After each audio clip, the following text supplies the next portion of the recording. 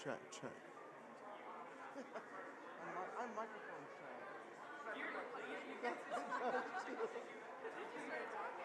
Oh, well, that's because I'm by myself. Yeah.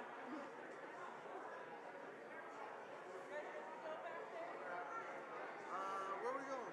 No, just right here, going forward with the charge and Oh. nonsense. I think today's a better day for me.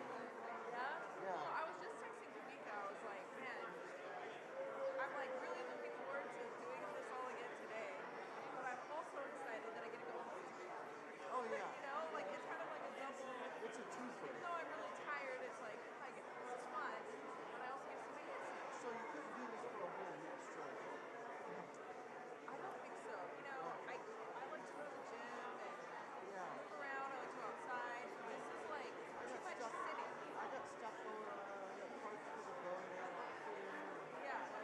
I think I could do it like for a longer period, like a week or something, if it was less than a day or something, or if it was more like, I don't know, I can't sit this long. Weekends, once a year is good. Yeah. It's actually, so, huh? Are you going to drive or fly? I can't go. I'm due May 1st, so I'll have a 3-week-old baby. Be a little, breastfeeding in the convention. So funny, my daughter just had a baby. Yeah? So I know exactly what you're doing. How old is the baby now?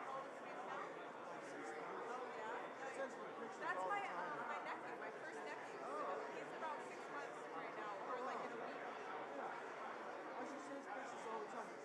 They went to a Ethereum conference, and she lives in Coeur d'Alene, and they drove to Colorado for that Bitcoin Ethereum conference. Yeah. So super cool. That sounds like fun. And she did that with the baby? Yeah, took the baby and everything. Nice. Yeah, this is them, that's her.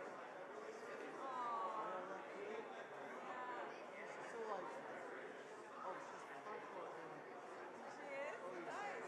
That baby looks related to you. Oh, yes. That's your grandchild, huh? She looks like my Yeah. Oh yeah, there he is. He's like that basically. He's an American baby.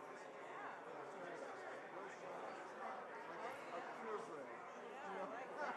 Yeah. Well, I think I might do the shots, but I mean, just like the, I don't know. Well, he was homeborn. Yeah. Home something. Oh, wow. Yeah. They had the midwife. Yeah, like the bathtub. Yeah. I learned a lot about how the hospitals and the midwives have a lot of political stuff going back and forth. Because the midwives took business away from the hospital. Yeah. So there's that. Real midwives, because the hospitals hire midwives now. Mine were delivered by midwives, but all it is people who aren't actually doctors. So they can fan one, and they give those to people, so they're.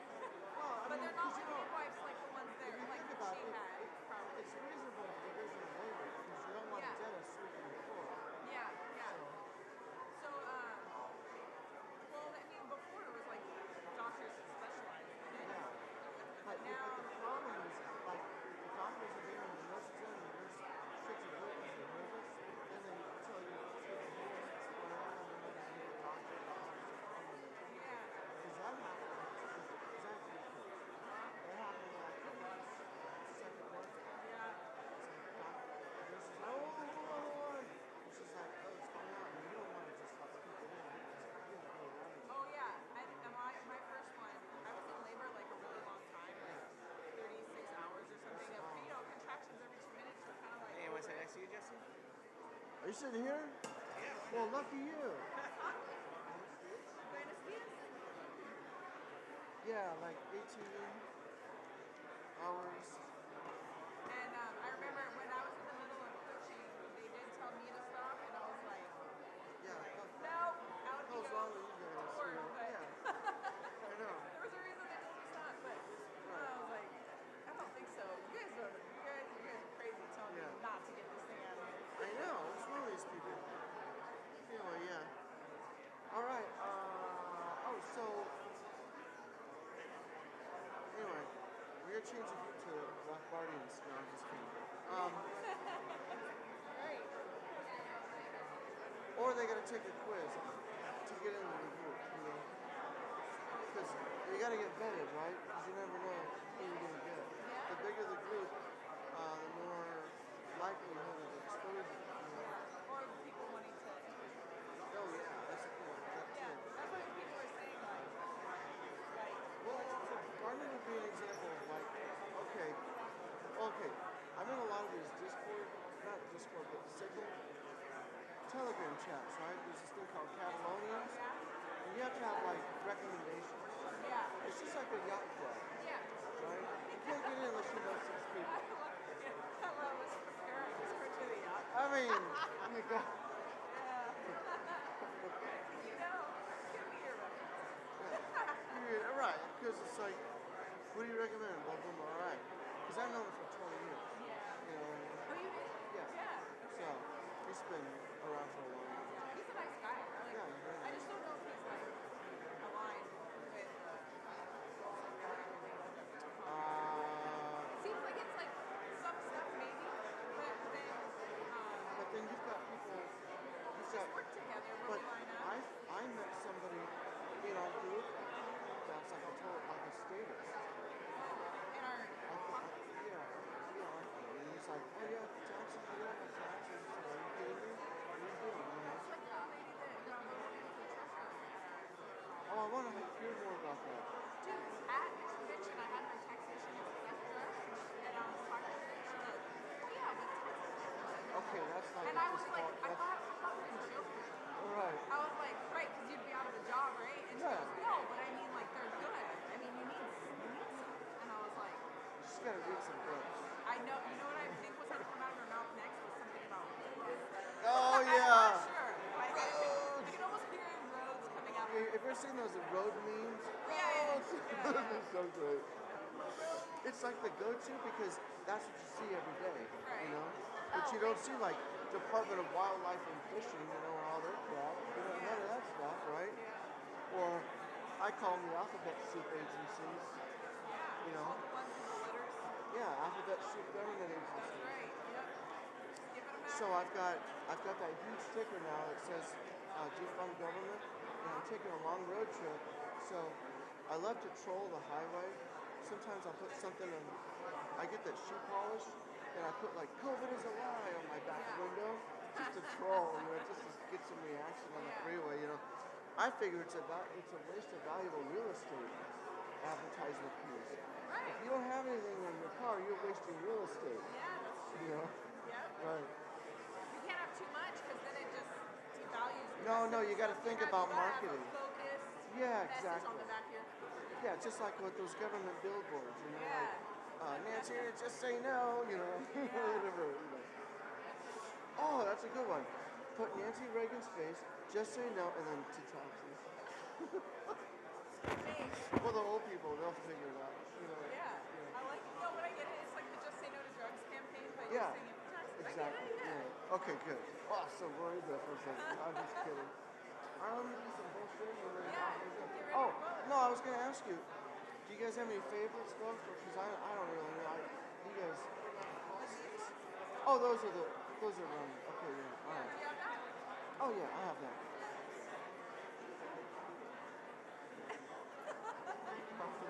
Hey, I thought you found a rich girlfriend. She's number 2. You have a No, number one? she's number 1. Actually, I have 1.5. The half one is like end zone, like, oh, let's go hiking, whatever.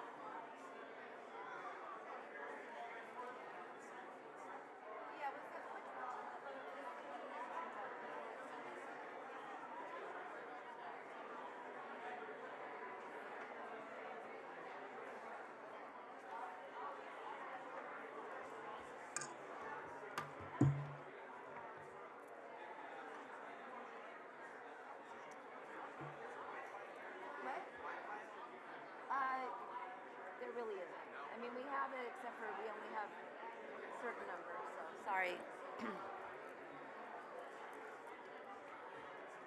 Oh, John's daughter's here. What? Said John's daughter's here and I was gonna sponsor her. Okay. Morning, everybody. How's everybody today? Did anybody get sleep last night? I know I didn't. I wasn't partying, though. Anyway, this is just an announcement that we're going to be getting going in probably the next 5-ish minutes. Breakfast went late and people are trickling in late. So anybody that, I just want to make sure everybody in here has a new credential for today. So if you have your yesterday one that says Saturday with a gold thing, you're not credentialed for today. You have to have a new one that says Sunday with a black thing. And this is a confusion sometimes, so if you haven't gotten the new badge that has the black ribbon and it says Sunday, you need to go to the credentials desk and get it. And I know that nobody would have not done that, but every year people don't do it. So just, if you haven't.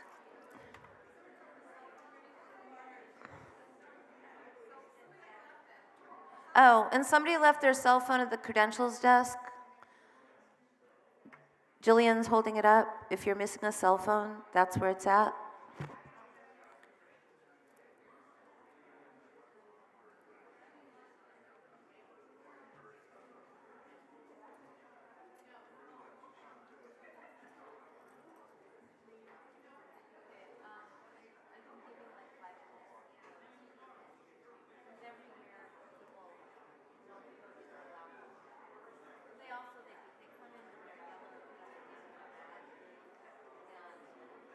Especially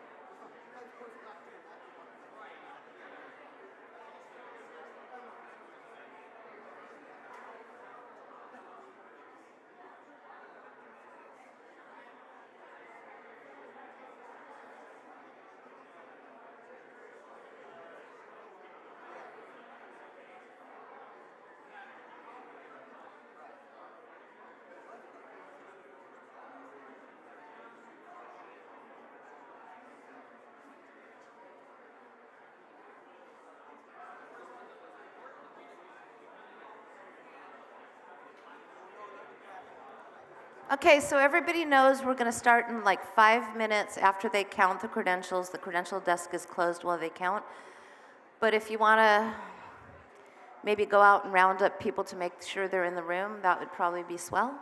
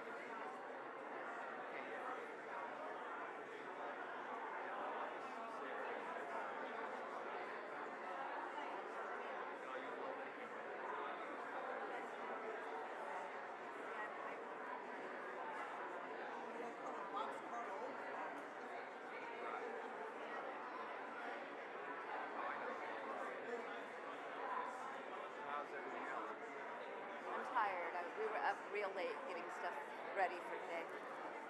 And we're going to start now, so. I can't believe people actually donated money for you to cuss. Huh? Last night at the gala, they paid money to hear you cuss.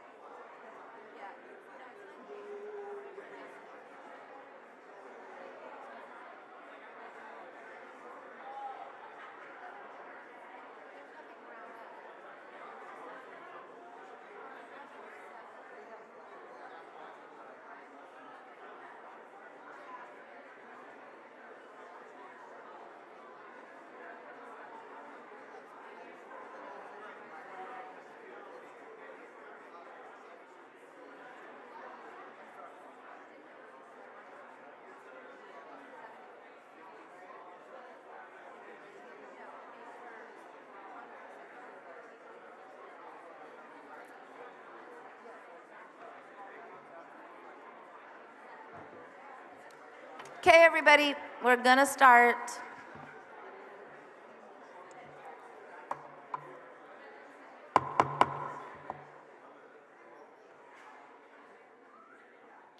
Sorry I had to use the gavel, but that did quiet everybody down. Okay, we're starting a little bit late, but we are called to order at 8:45. We're going to start with the credentials report for the morning. If the secretary can give the credentials report.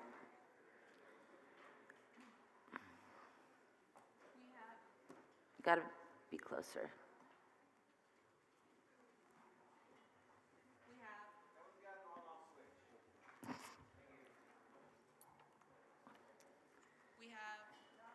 Okay.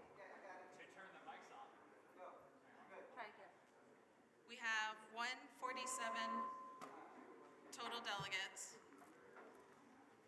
74 for quorum, 98 for 2/3, and 15 for standing second. Okay, so orders of the day is that we're still in the Bylaws Committee report. There's 3 proposals left, and then there will be any that were given with advance notice after. Yes, ma'am.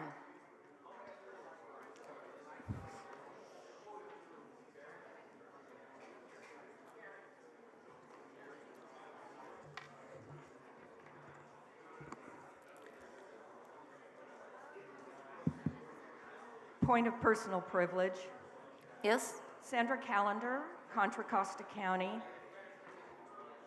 I would Everybody quiet down. We've started I would business. like everyone, please, to look through the stack of papers they have in front of them and see if they have a copy of the black paper. The reason I'm asking is when I came in this morning, I was informed that someone had gone through the room and pulled them from the stack. And so I don't know how many people in the room got a copy. So if you don't have a copy, I wanted to just let you know that that happened. I've been fighting for a couple of years against medical censorship that's causing people to die. So it's kind of a hot button for me that the information that people share is being pulled by someone who's not authorized to do that, instead of allowing people to actually read it and decide for themselves. I've found lots of medical information that's entirely credible in comparison to information being put out by other uninformed parties. So I just wanted to make sure that everyone has a copy of the black paper and that they weren't deprived of the right to have the information. Thank you. Are you, yes, okay.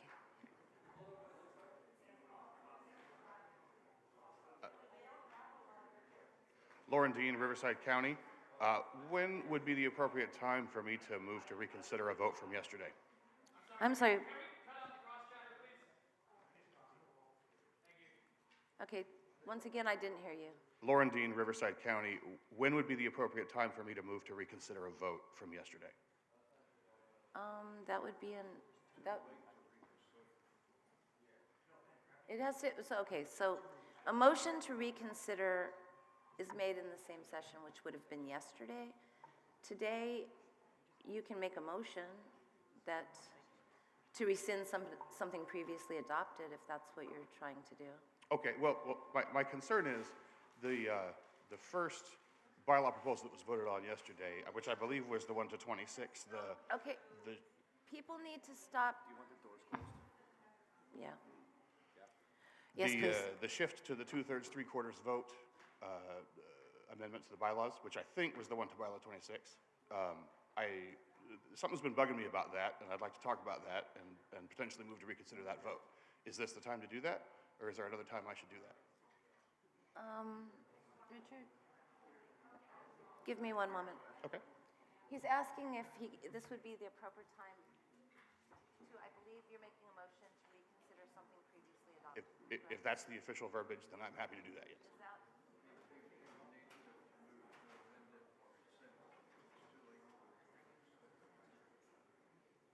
But you can move to rescind. Oh, well, I'm very tall, so it can stay there. I can just do that. That would have to be done with suspension. I will.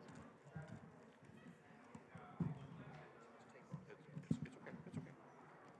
I can lean or get it or whatever. It's fine. Well, I'm very tall, so I'm above the average. I'm sorry, we're pondering. No, that's fine. That's fine. I think that libertarian and ponder have the same Latin root, so carry on.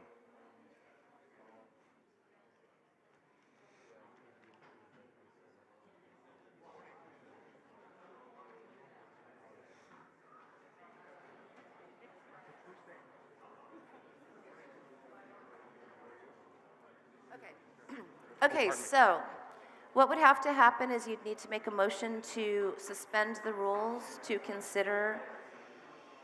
Everybody, if we could be seated and be quiet, we are in business. Thank you. Okay, so you could do that. It would need a suspension of the rules to consider a motion to rescind something previously adopted. The suspension of the rules would require a 2/3 vote, and then you could make the motion to rescind something previously adopted, if that's what you're trying to do. Okay. And if you were going to do that, a suspension of the rules could be done now, it could be done later, it could be done, well, today, but not tomorrow. Do we need to kind of suspend the rules anyway to get back to the bylaws stuff since it No, ended orders of yesterday? the day are that we were still in the Bylaws Committee report. There's three additional reports, or 3 additional proposals to be done there. Then there were additional proposals that were made with advance notice by delegates. And then, but no matter what, it's going to require, because it's not on the agenda for you to do that thing, you need to do a suspension of the rules. All right, then I will move to suspend the rules in order to take up the question of reconsidering a vote from yesterday. You're reconsidering the motion, and the motion that you're reconsidering is Is the bylaws amendment The that was bylaws passed. amendment that shifted to the 2/3, 3/4 vote change. I believe that was the change to bylaw 26. That The was. first one that was voiced in the bylaw section yesterday. It was the second one, actually. Okay, but second. close enough. We know No. what you're talking about. It was early. Okay, so there's been a motion to suspend the rules to rescind a motion that was previously adopted. That's not debatable for the suspension of the rules. It requires a 2/3 vote. All those in favor of suspending the rules to consider a motion that would be made, please say aye. All those opposed? It didn't get 2/3. Division? Do 10 people call for division of that vote? Okay.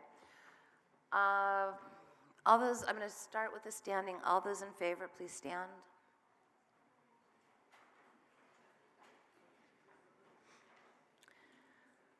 Okay, we will do a counted vote.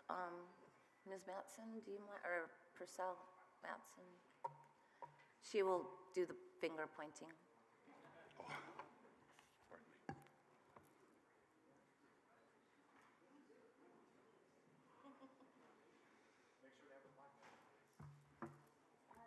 And hold up your badges and make sure that you have the black delegate sticker and the Sunday badge.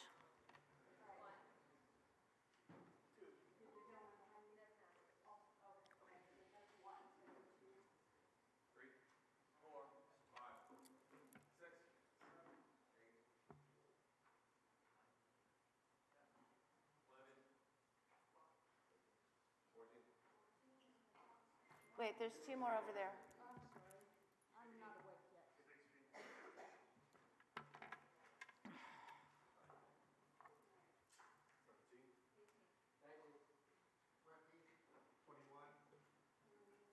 Am I 22?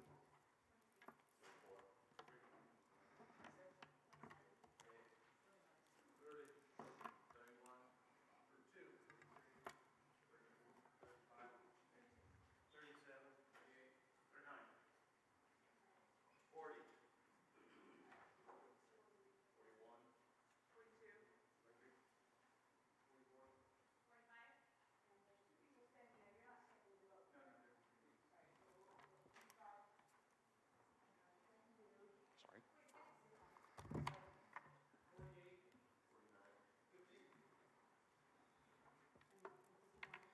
Actually, the motion to reconsider in a convention can be made on the next business day. This says the same thing.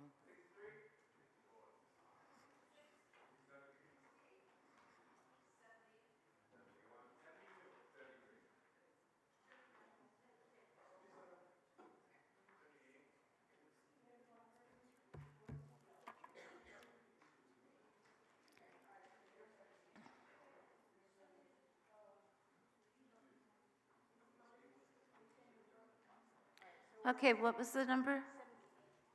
Okay, all those opposed, please stand up.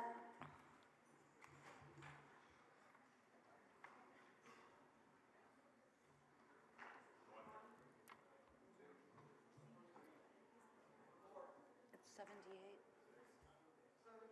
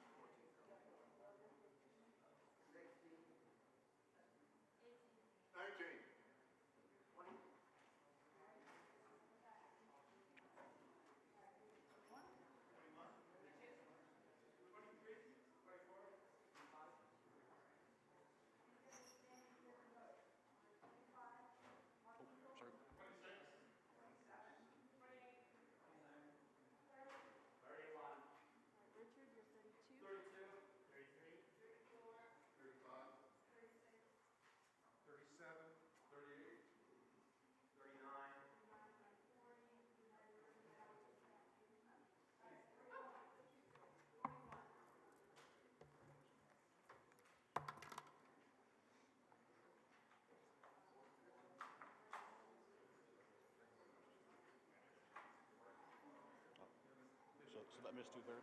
That missed 2/3 then? Well, That is not 2/3. fair enough. Thank you. It's 78 to 41, so.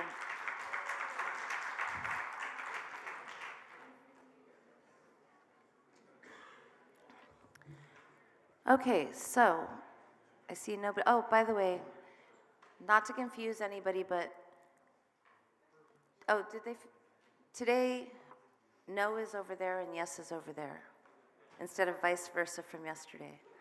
I just thought I'd mention that. We want to mix you guys up, I don't know.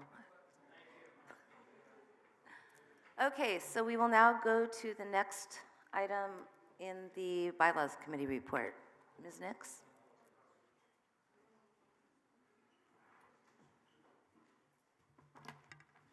Madam Chair, Yes, sir. would it be in order this time to move that we end the Bylaws Committee report and go right to elections? I'm going to sit down. So I want to postpone indefinitely the rest of the Bylaws Committee report.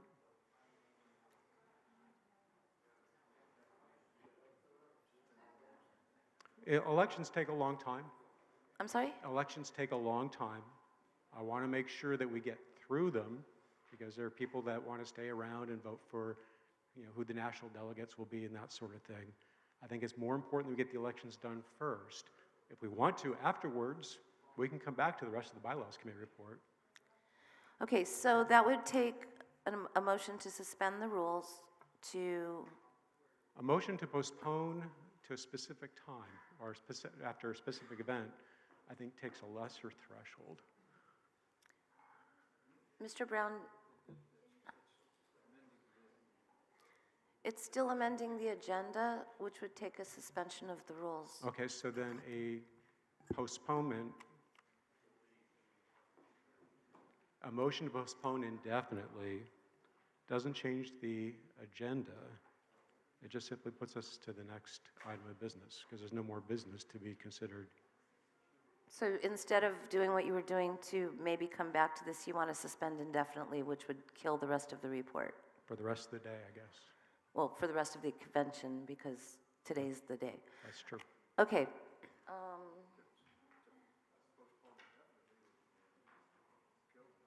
That's what I just said. What's the vote threshold? It's a majority, I thought.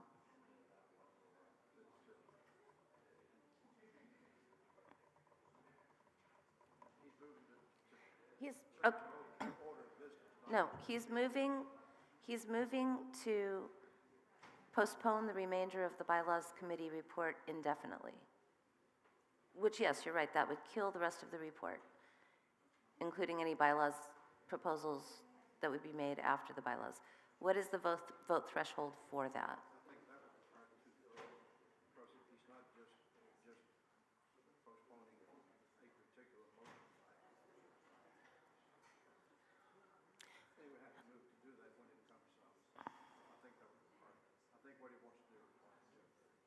Okay. I can't hear. Well, he was, sorry. So I've been told by our parliamentarian that would require a 2/3 vote. Okay. All right, well, I'd like to just withdraw my request because I don't think there's 2/3 to make very many changes. Thank you. Okay. We'll get through these quick, and we will get to elections, I promise. But now,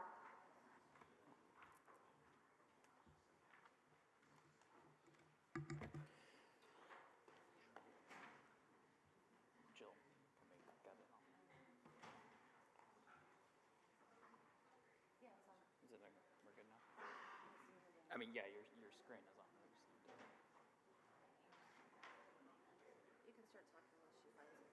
Okay, so we will have it up on the screen in just 1 second. Gosh, you are short. All right, so we are continuing on with recommendation number 9. This has to do with what we're doing today. Rule 10, the election of National Convention delegates. The reasoning, the chair of the Libertarian Party of California is expected to attend the National Convention as a delegation chair for the California delegation. However, officers of the party are not automatically appointed as delegates at the convention and must be elected along with all other delegates. Therefore, the convention chair could potentially not be a member of the delegation. The impact would be that the party officers, and just to remind everyone, party officers does mean chair, vice chair, treasurer, and secretary. It does not include area coordinators and at-large. That these party officers are automatically delegates at the National Convention. The text change, is it on there? Okay. Check there, it replaces nominated with selected and then adds if they are willing to serve. So they wouldn't have to go if they don't want to because we're libertarians. Request for information. Yes, sir. So assuming this motion were to be adopted, when would these party officers have to say that they're willing to serve? Because when we get to the point where we have elections for national delegates, it would be important to know how many we're actually electing at that point. So is this something where it says, hey, they're just automatically our national convention delegates, and maybe they won't even show up? That's why they have to say that they're going to, But by when do they have to say they're willing? So prior to the elections. okay. And the way I'm reading this is that it doesn't change the number of votes each delegate gets. They'd still get 1/3 of the allotted delegates. All right, thank you. Okay, discussion? Point of information? Yes. Would this change the nominations for this afternoon? This would change, it wouldn't change anything for nominations other than The process. it would just, the 4 officers, if they are willing to serve, would be automatically delegates, and then the other 99 would be then elected by this body. Okay, thank you very much. Okay. We're going to go over to against. Joe Dean, Santa Clara County. I think that this is unnecessary. I think this is just clutter. We already have the provision that was put in to make sure that the officers are nominated, and that was because there was a problem one year somebody forgot to put their name in. I think if the officers want to say they want to be delegates, it's very easy for them to do that.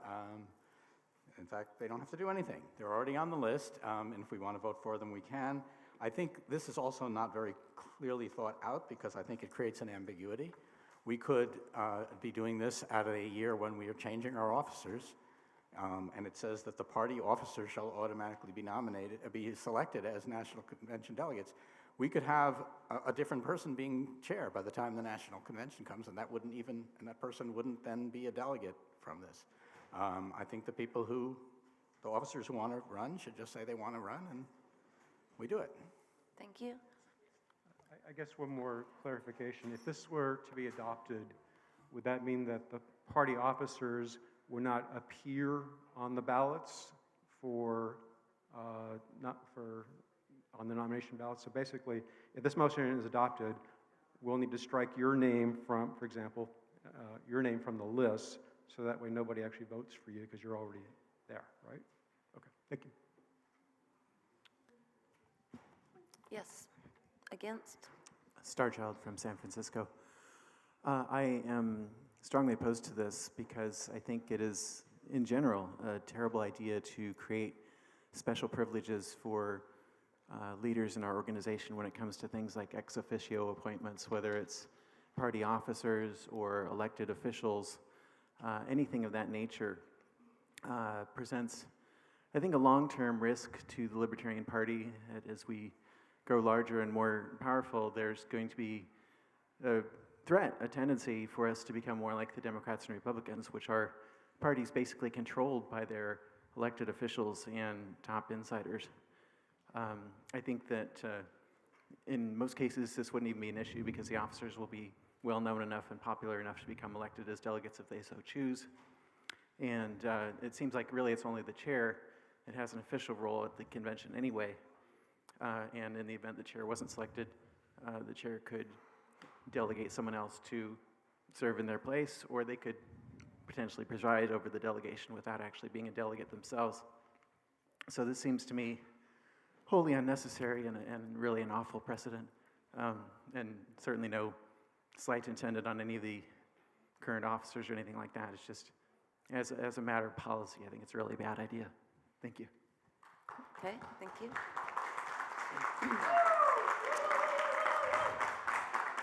I'm sorry, I usually don't ask so many questions about something, but I guess I want to ask the Bylaws Committee, is there a reason why they didn't place this in the bylaws instead of the rules? Because the rules can be suspended by a 2/3 vote, If you wanted to ensure that the officers were to always serve, why wouldn't you have placed it as a bylaws proposal?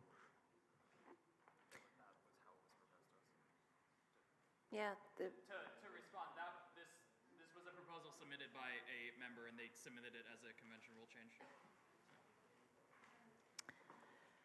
yes, sir. Jose Castañeda from Los Angeles County, and I would urge to vote against this. In general, I think I've been around since 1982, and I can't think of a case where I would not have wanted whatever chair we had to go to the national convention as a delegate or as the head of our as the head of the California party. But there might come a time where maybe we don't want, for whatever reason, don't want somebody to serve, and we should have that option available to us. Thank you. Yes, sir. Point of information. Let's say that the chair between this convention and the national convention, the state chair resigns, and then you got a new chair. Would the old chair be the delegate and still, or would it switch to the new chair? What would happen? Thank you. I don't know how to answer that.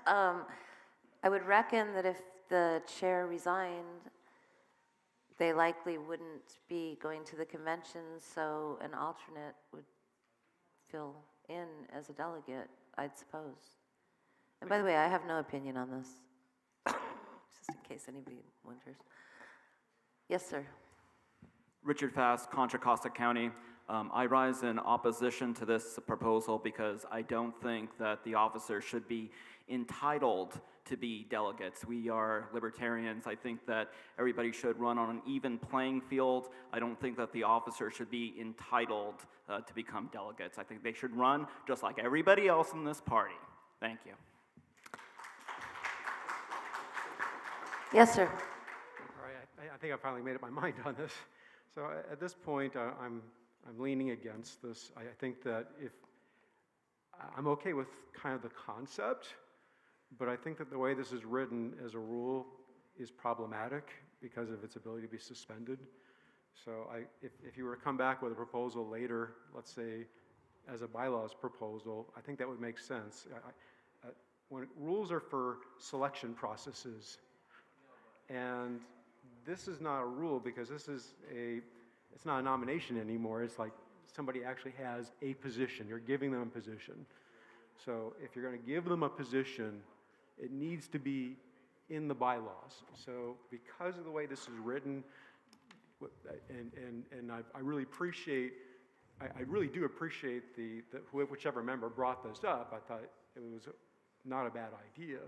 I think the way this would be implemented is problematic. So I would suggest the bylaws committee that we not consider this this time, or ask the body not to consider it this time, and then consider something at a later date, another convention, maybe to do the same thing but through a bylaws change. Thank you so much. Yes, sir. Mark Hinkle, Santa Clara, call the question. Question's been called. Is there any objection to calling the question? Hearing none, all those in favor of this amendment to the convention rules, please say aye. Aye. All those opposed? Okay, the motion fails. Next one. I did want to clarify on the last one. I recognize there is a potential, it looks like there could be a conflict of interest since I am the vice chair and the bylaws committee chair. I didn't write this. I don't take that personally at all. So just wanted to, I wasn't trying to get myself a spot. I'm not worried about being elected a delegate. Well, now I am. Now I have an ego. All right, moving on to recommendation 10. Once again, bylaw 5, our favorite bylaw to amend, apparently. All right, so with the increased use of online meetings in the COVID age, cringe, everyone hates COVID. There was a push to use web-based voting apps. Since it is possible to vote using these apps from any location that has internet service, it creates a potential for illegal, or I'll say ineligible votes to be cast. This change would be app agnostic. Rather than mandate a fixed policy on the use of web-based voting apps, this allows for the delegation to decide and allows for the app designer to include proximity checks. In the case where an app is selected that cannot support proximity verification, all voters are considered to be proximate and their votes cannot be appealed. So the impact would be that it would require approval of the delegation to use web-based voting apps and move the responsibility for guaranteeing presence on the floor to the app as opposed to human eyes. So this would add to Rule 10 on elections. This is another convention rule addition. Sorry, 1 second. Did I have a typo?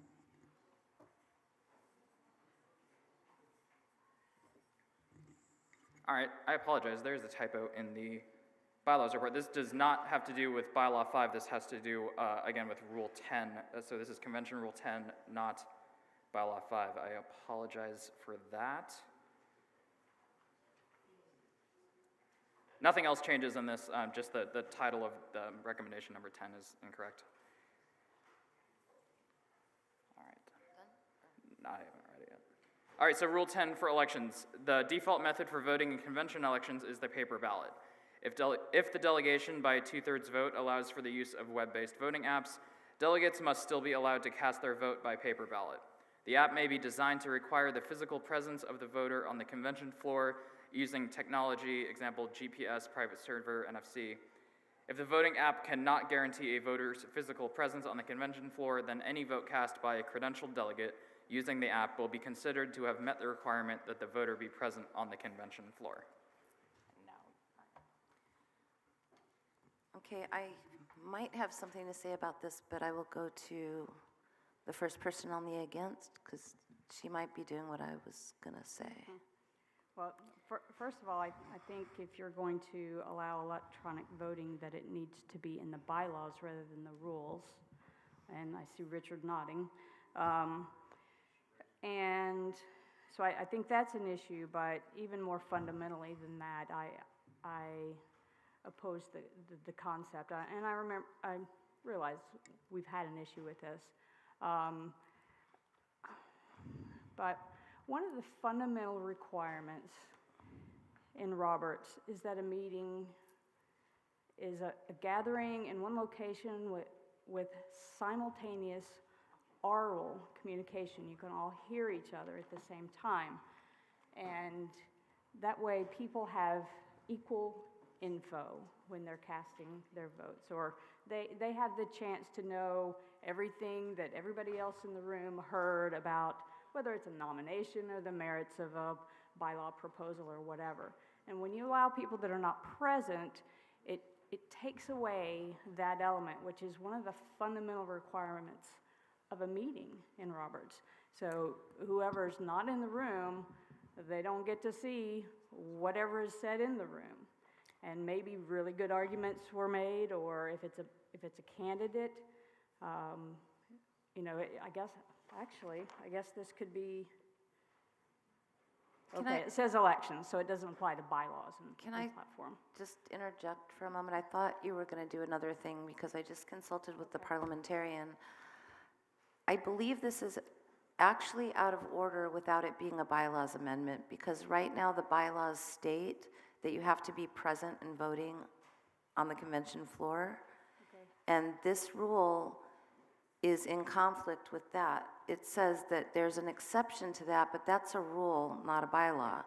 So I believe that to do this, it would have to be a bylaws amendment, because it would have to amend the part that says you must be present on the floor to vote. I believe you're correct, given that there is a bylaw that states that expressly, not just and I just talked to the parliamentarian I'll raise about the point this. of order for you. I'm sorry? I'll raise the point of order for you. Okay. I thought you were going to. There's been a point of order, and the point of order is that the bylaws state that you must be present and voting on the convention floor in Bylaw 20 for conventions. This is a convention rule that would be in conflict with that bylaw, saying that there would be a possibility if a web-based app did not do the thing, that you would consider them in proximity even if they aren't. So I believe that the bylaw would have to be amended in order to do this thing. So that is my ruling. If somebody would like to appeal my ruling, they can, and leave it to the body, but I do believe that, honestly, it's very black and white in the bylaw. So that is my ruling, that this particular proposal would be out of order the way it's written. It would have had to have been a bylaws amendment.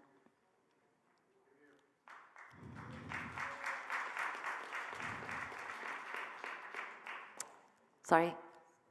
Okay, next thing on the, We're out of order. I guess we're just on to the next item. I'm sorry? We're just on to the next item of business then? Yes, sir. No, we're not done with bylaws. We're on to the next recommendation? Yes. Okay. Okay, I just want to make sure we were clear. You make the point of order, she has a question. Alicia made the point of order. All right, last recommendation from the committee.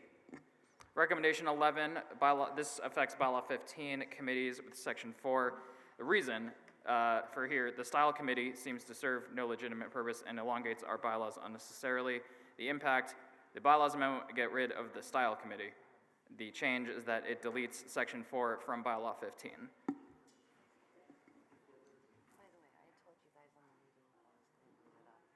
know you did. Okay. I mean, look at the vote count for it. And just, I'm going to just take a point of personal privilege. I didn't blindside the committee with that ruling. At the time that I saw it, I said that it was going to be out of order, just as a point of personal privilege. So we are now on to the next one, and that is to remove the style committee from the bylaws. Would somebody like to speak against?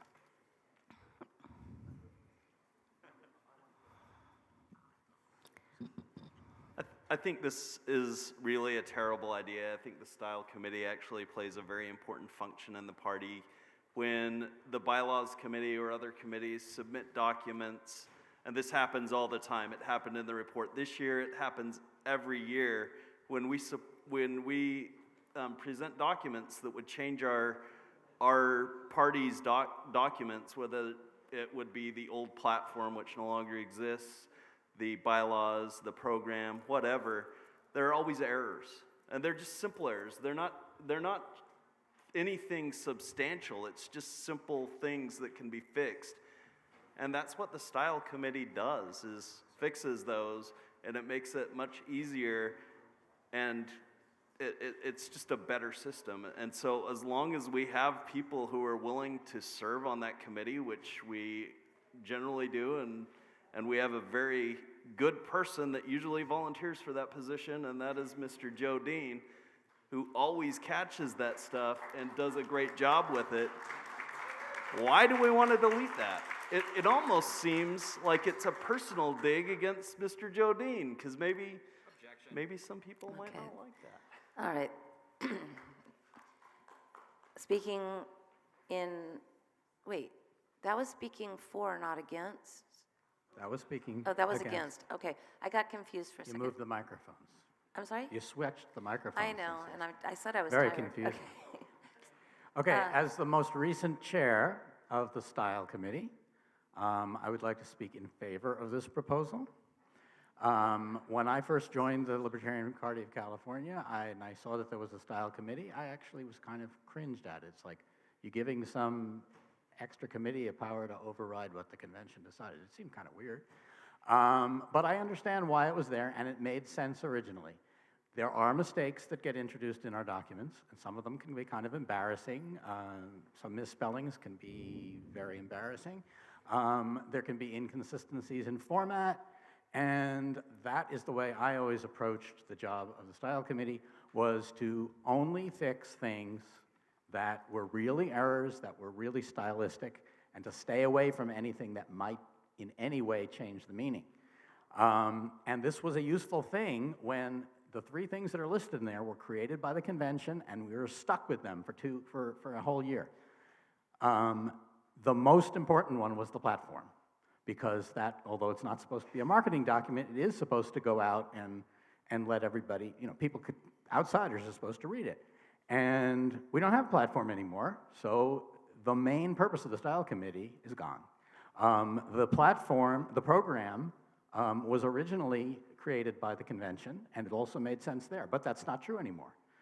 Now, the executive committee does that. The executive committee finds an error, they can fix it in 3 days by a mail ballot. That's not a problem. And the only thing that would be left at this point for the Style Committee to do is to fix things in the bylaws. And that's the worst place you want an extra committee going in and changing things that might or might not. If it's me that was the chair, I would avoid it. But who knows who could be there. So I think it would be better at this point, since the convention doesn't make any statements that go out to the public, we don't really need a Style Committee anymore. Somebody speaking against. Sandra Callender, Contra Costa County. I'm a writer. I served on my Bylaws committee. One of the things that got me into doing that was I'm a pretty critical reader, and I notice missing words and missing punctuation and sometimes things that are typos or autocorrect errors. And so yesterday, and I don't remember which change we made up there on the screen, it was either a bylaw or a platform thing. Everybody spoke a certain sentence, but the secretary posted something with a missing word. And it's an important word in the context. You probably know what the word was, but it's missing. And I thought about getting up and mentioning it, and then I thought, well, the Style Committee will catch it. And even if they decide that it's a substantive change, then they can let somebody know, and that person can go back to our notes or our recording or our minutes or whatever and figure out what that word was and take care of it. I don't know what that process is, but to have a proofreader go through and look for those kind of things is really, really helpful in making sure that the information gets translated properly and that people don't stumble over a comma in the wrong place that changes the meaning from what was discussed. And that's what I really appreciate. It's not anything we want to do from the floor. I just don't want to talk about punctuation from the floor. Thank you. Okay. Yes. I do favor this, but I want to point out a drafting change that it is needed because of what we did yesterday. Yesterday we removed the phrase, the platform and a comma from this. So those words don't exist there anymore, even though it's drafted to show them on the screen. I just want to make sure we understand that those words are gone because of what we did yesterday. So I didn't want it to be out of order because we have words there that aren't there. So if there's no objection, we could possibly amend this to reflect the current language as amended yesterday. Okay. Yeah, yesterday we amended 3 words out of it. So what's shown on the screen is not what the current bylaw reads. On this one? Yeah. Yesterday we took out the platform and a comma from this bylaw. You are correct. Yes, that should have been, but this was what was given with advance notice when it still existed. I understand. I just want, the delegates need to understand that's not there now. So I don't want this motion to be out of order because it's drafted differently than how it reads right now. So. No. So just to be clear, are you making a motion to amend it to take those out, or are you calling this out of order? I'm just suggesting we ask, is there any objection to an amendment to reflect the way it reads now? Okay, so you're making a motion to amend to take Let's those call words an out. amendment. Okay. Sure. A motion's been made to amend to take those words out because if this passes, those words shouldn't exist. And if this whole thing passes, we wouldn't have a Style Committee that could fix it. So, is there a standing second to amend it? Standing? I needed, what did I need?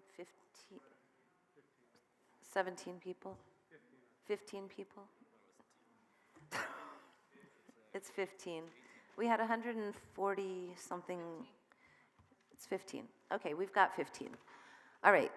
On the amendment only, is there discussion? Hearing none, all in favor of the amendment only, please say aye. All those opposed? Okay, it passes, so if the secretary could strike those 3 words in the comma. Yes. I guess I have a point of information. It seems like there is clearly a need. Oh, okay. Just 1 moment. Strike it out. Just highlight it and double strike it out. I don't know. They're not there anymore, but it's all red, so just know that it's, make it black. Okay. It seems like there's clearly a need for stylistic changes at times. So who would be doing that without a committee? I believe it would have to be done with changes to the bylaws at convention. So it would be up to the delegates to see this on the screen and make sure it happens at the time. Or it's just going to be there until the next convention? It would be there until the next convention. Okay, in that case, I am definitely against this and think everyone should be. Okay, are you speaking in favor? Yes. Okay.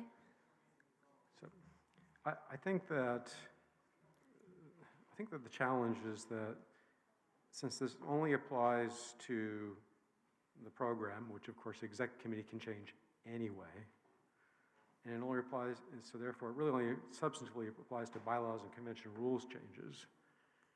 I just don't know if I'm really all that comfortable, and I've never been really all that comfortable with somebody being allowed to, as a style committee, to change the bylaws and convention rules, and the executive committee with a majority vote can ratify it. I think that you really need to have a 2/3 vote of this body. I think that if someone wanted to come back with a proposal and say that the bylaws and convention rules committee ought to have a separate style committee to help it, that might make sense.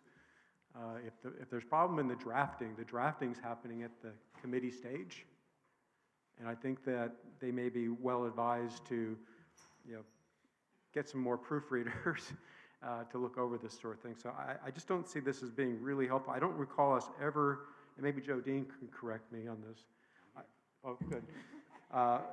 Yeah, I don't recall a style committee ever making changes or style changes to the bylaws and convention rules.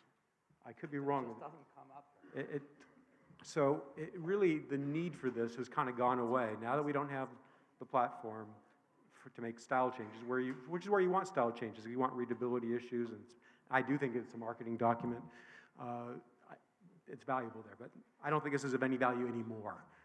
So that's why I think it'd be a good idea to adopt this motion. Thank you. That went fast.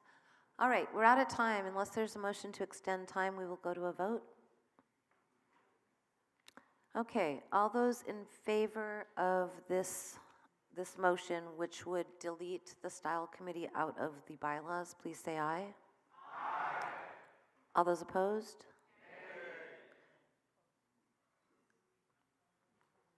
I think that was 2/3. So it passes.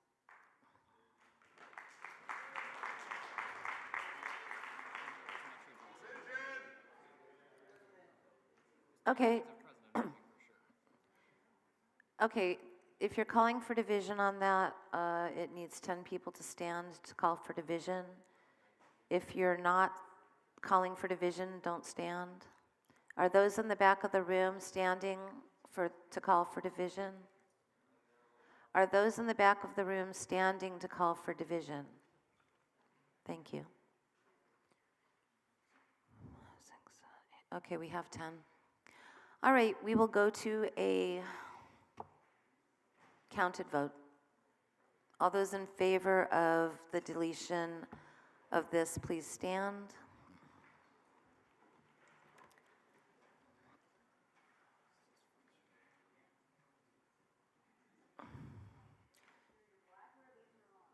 Do you have your black? Yeah, you do. Okay.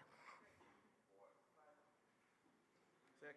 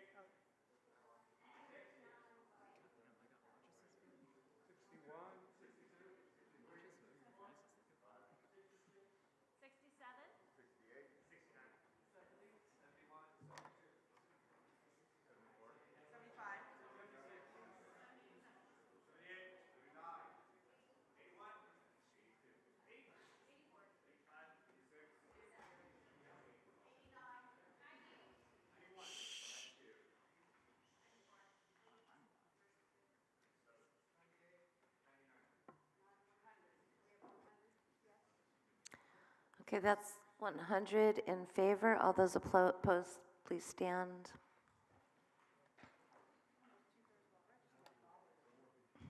I know.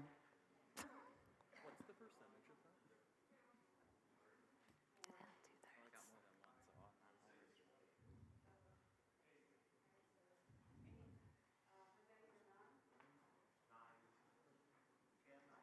that? No, Gail is 10.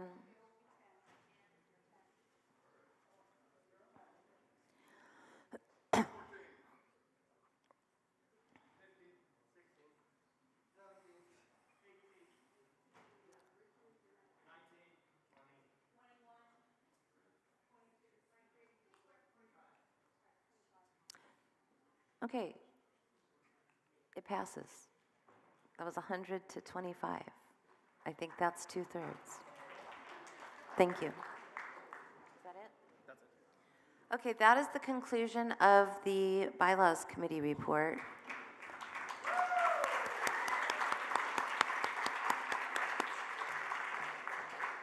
Okay, so there were some bylaws that were submitted with advance notice. We disposed of one of those yesterday. Are the makers of those motions wishing to do the thing, Mr. Dean? Or he raised his hand from over there first. I was just waiting for somebody.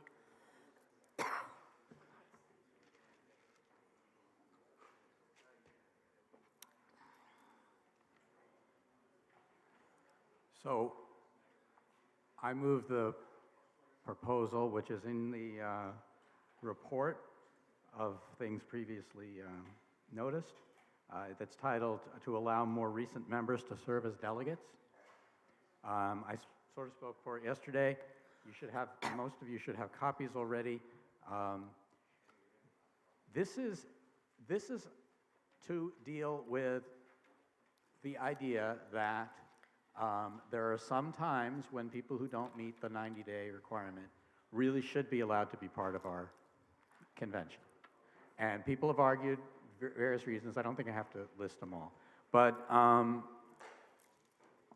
this is, in the bylaws, we already have a provision which allows for exceptions. And that could have been used to address some of the problems that people have brought up. But I think we can improve it. Right now, the exceptions are granted by individual executive committee members. It's like they have this special magic power. They can bless somebody. There's two things wrong with this. One is, I don't see why executive committee members should have that power. We are supposed to be the governing body of the convention. The executive committee shouldn't be selecting the people who get to vote for them, right? It should be the members electing them. All right.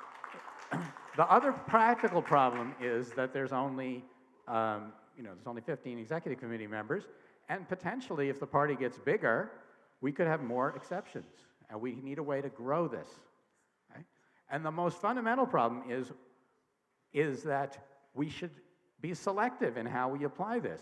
We should apply it when it makes sense and not blanket. We shouldn't say, oh, everybody, let's just change the rule and say everybody who was a member for 15 days, that's good enough.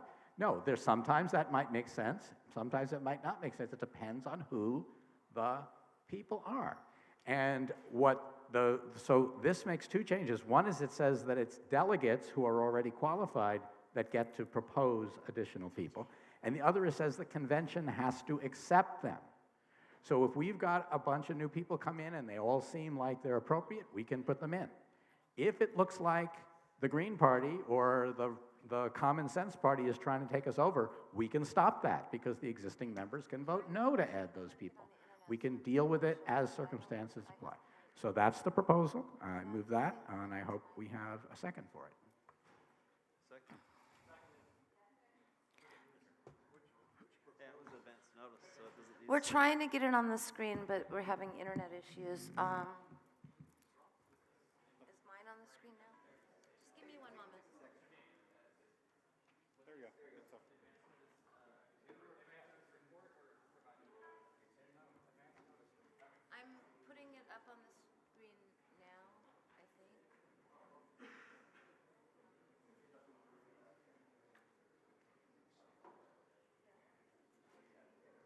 It's like the second to the last. Okay. If you want to scroll. So, okay, the motion has been made with advance notice to consider this amendment to the thing.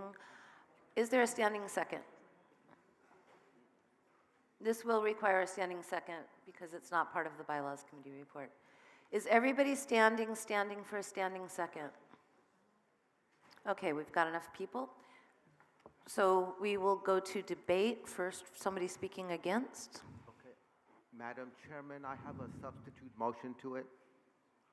Have you given that to the secretary? No. Well, read it. Is it long? No, actually not at all. Read it and then give it to the secretary. Okay, on the last paragraph, last sentence where it says such additional delegates shall be seated upon approval by a 3/4 vote of those present and voting of the convention. So insert of, no, it's not that, okay. If it isn't, I will withdraw it. Okay, it wasn't seconded, so there's nothing to withdraw. Okay, somebody speaking against, because we didn't have an against yet.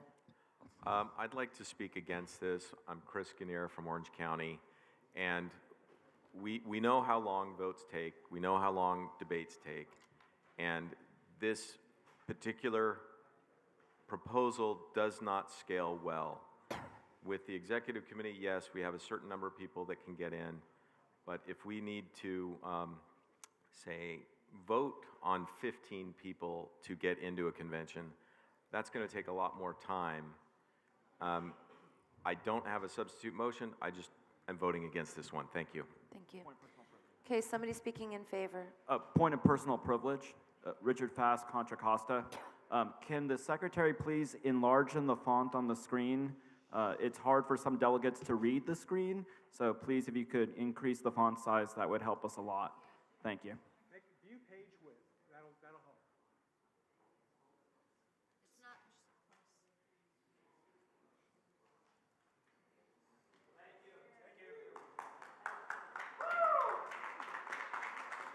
Sorry it took the extra step. The internet wasn't working for the secretary, so it's my computer, so. Scroll down, please. Okay. Okay, somebody speaking in favor. Yes, Dr. Olsen, Kings County. I think the way that the rule currently is in place that would allow for people who don't meet the 90-day requirement, it almost has felt like an elitist thing to me personally as somebody who's been a member of the executive committee. Like, the executive committee, in my opinion, shouldn't have that extra special privilege.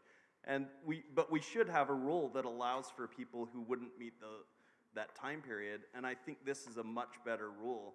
I mean, with that 3/4 approval of the delegation, it does exactly what Mr. Dean suggested it does. It would help prevent, hostile takeovers from, say, the Common Sense Party who's trying to get ballot access or something like that. So I definitely urge everyone to support this. I think it's a much better way of addressing the need to allow people who don't meet that 90-day threshold to become a delegate. Somebody speaking against? Point of information, Jessica Yes. Porter, Contra Costa County. It says that we have to have a 3/4 vote to let those delegates become delegates. Do we have to go individually by every single person that's nominated? Or if everybody in this room were to bring forth a nomination, can we get everybody in at the same time? I believe that it could be done as a slate with everybody unless there was objection to a particular person on said slate. That's the way that they do it at national for delegates. Okay. So it would, if I'm understanding this, I believe it would be very similar for what national does for credentialing delegates that weren't originally credentialed as delegates. Cool. But there would be the opportunity to do them individually. There would be the opportunity to do them individually or as a slate. Somebody could make the motion to do it as a slate, and if they did, if there was objection or to object to a particular person, that could be done, or it could be done individually. It doesn't set in stone in this bylaw how the vote would be taken. Perfect, thank you. And that was a point of information, so we're still at an against. Yeah, I'm Tracy Dupre from LA, and the way this reads is just so short, and there's no details given, and so I'm glad she asked for that point of information, because that's what I have a problem with, is how much time this is going to take, because there's going to be a vote to suspend the rules and all this stuff. It's not well written, it's not detailed enough, and it's going to just take so much time, additional time.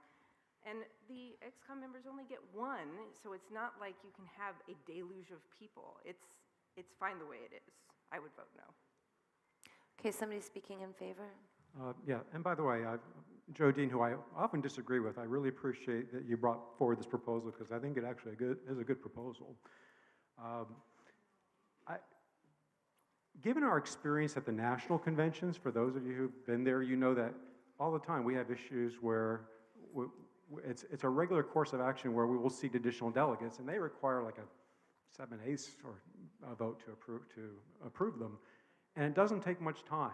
It's just simply, it's typically done by slate. The Credentials Committee presents a report and says, here's all the people that need to be seated who didn't qualify yet because it wasn't submitted on a timely basis. And it's a pretty routine thing for us to seat people in a single slate vote. So I think that if you're worried about the time, don't worry about that because we can do it the same way National does it, and it's pretty speedy. As far as why I'm in favor of this, you may recall yesterday I was opposed to the idea of limiting the amount of time from 90 days to 60 days for somebody to become a delegate automatically. I do think that the way this is written is good because then it means that somebody who's even been here just one day as a member, if we kind of look at them and go, you know what, we're not worried about 1,000 people just showing up who may not share our values. Well, if 10 people, 20 people, 40 people even want to come by here and they want to be added and they just joined very recently, sure, we can do that. At least we don't have the takeover threat that we would have had with the prior rules. So this actually gives you more flexibility. If you were in favor yesterday of cutting down the time from 90 days to 60 days, you should vote for this proposal because it will allow you to accomplish even more than that because you can get down to anybody who's a current member. Somebody speaking against? Yeah, Gene Trosper, Riverside County. 90 days, 60 days, it's all subjective. I think if you just allow the counties to determine who should be delegates, I think that would dispense of a lot of this because it's going to be never ending. Every year it's going to be, well, we need to tweak the days. And I think if you really want to vet candidates for delegate, and being a delegate is a big responsibility, but you got people who never show up to county meetings, all of a sudden they pop up, I don't know who you are, but if they come into the county meetings and say, this is who I am, this is who this is what I believe in, et cetera, I think we can vet them at the local level and then say, yeah, I think you'd make a great delegate, and then we wouldn't have to worry about this 90-day, 60-day subjective nonsense. Okay, and to be clear, you're not making any kind of motion because that would obviously require a huge bylaw change, correct? Okay. Somebody speaking in favor? Yeah, Desmond Mantle, Los Angeles County. I started attending Libertarian meetings when I was 14, and a couple years later, joined the party with the first paycheck I ever earned. I think for those of us with, thank you. I think for those of us with more limited financial resources or who are just starting out our professional lives, the membership fee is something that we have to seriously think about, something that we have to consider when we're going to time based on when we receive our paychecks or things like that. I was lucky enough that I was able to be registered more than 90 days before the first convention I wanted to attend, and I've been able to attend the convention since then. But I think that for the purposes of including as many people as we can, I know an example was given yesterday of a celebrity who says they're going to re-register Libertarian, something like that. If we really trust people, regardless of whether it's a financial reason or a publicity reason that they're more recent Libertarians, I think we need to allow them in here. I think that's how we grow the party. And as someone mentioned yesterday, growing the party is the #1 way to prevent a hostile takeover. So I strongly support this. And finally, I call the question. Okay, the question's been called. Is there any objection to calling the question and ending debate? Okay, it's been objected to, so therefore this will go to a vote. It requires 2/3 to end debate. All those in favor of ending debate, please say aye. Aye. All those opposed? Okay, debate is ended. We will go to a vote. All those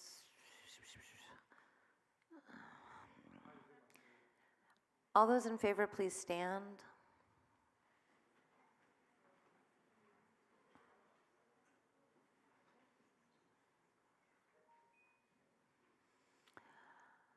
I'm going to go ahead and have it counted.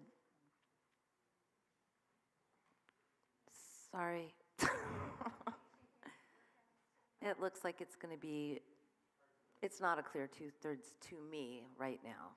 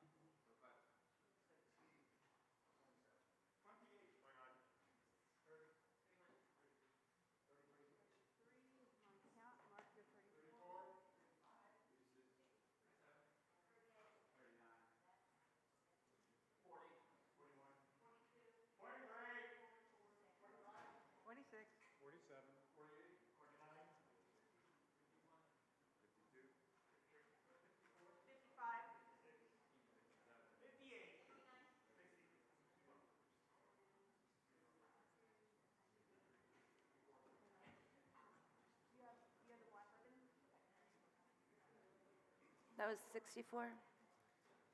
All those opposed, please stand.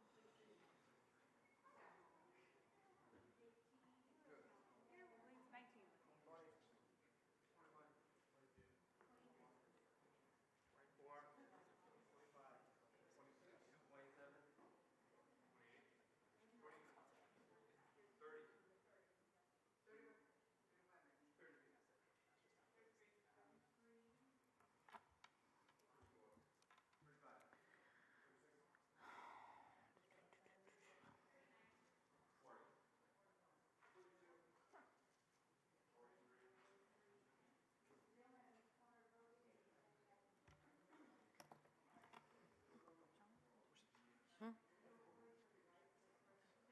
64. 33? 4-3. Okay, it fails. It didn't get the 2/3. Okay, so was there another bylaws amendment with advance notice?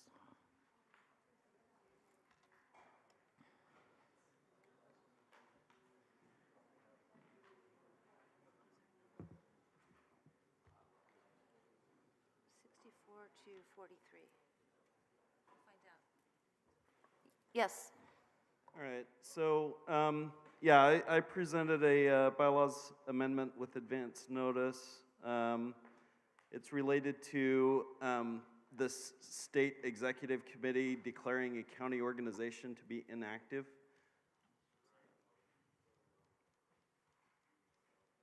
Okay. If you could get it on the screen. Okay.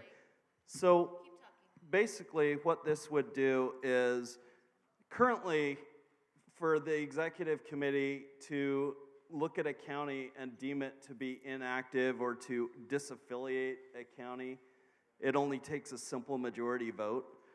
What this would do is to make it so that it would require a 2/3 vote. So I think that it makes sense. You know, with everything that's happening with national and states potentially being disaffiliated and all that kind of stuff, I think it should be raised to a higher threshold than simply a simple majority. Okay, so, no. The motion's been made to amend the bylaw. Section 6 of the executive committee. Is there a standing second, which would require 15 people? Is everybody standing to second? Are the people in the back of the room standing to second? Okay, thank you. Okay, we've got 15. It'll go to debate. The maker of the motion has 2 minutes to speak to his motion. I mean, I think I already spoke pretty clearly to it. I just think that it should require more than a simple majority to disaffiliate a county or call a county inactive just because you might not like that county and what it's doing. Like, I just think it should be more difficult to say that a county is not a county party. Thank you. Is anybody speaking against? Oh, I thought he was going to the mic. Okay, another 4? Dave Bowers, Los Angeles County. Speaking in favor of the motion because I would agree that it would seem like a 2/3 would be a little bit better threshold for such an action to be taken. So that's all. Just think about it for a moment. There's 2 sides to every coin. So. Oops, sorry. Sorry about that. Still nobody speaking against? Yes, sir. I guess it's more of a question, maybe some history would help me. Have there been other county organizations recently that have been declared inactive, and what was the basis for it? And did they already have the 2/3 majority support? To the best of my knowledge, there hasn't been any that the executive committee has considered, although it could happen. Yes. So I'm intrigued that this has come up now because there has been discussion of disaffiliating San Bernardino since they did not follow their bylaws with their most recent election and they have essentially tanked the organization. And this is something that we have actually discussed, many of the members of the executive committee, and it might be coming up. So I hope that this is not in opposition to that because I think it would actually be very healthy to reform that organization immediately with people who are very interested in pursuing liberty. So in that respect, if this is targeting that decision that might be made soon, today or within the next 3 months, I am definitely speaking against it because we've got to get that situation sorted out. So, a request for information, and I think you have a good point. My question is, doesn't this proposal make it more difficult to do that? Because right now it just takes a majority vote, and this will increase it to a 2/3 majority of the. So if you want to make it harder to do what you're trying to accomplish.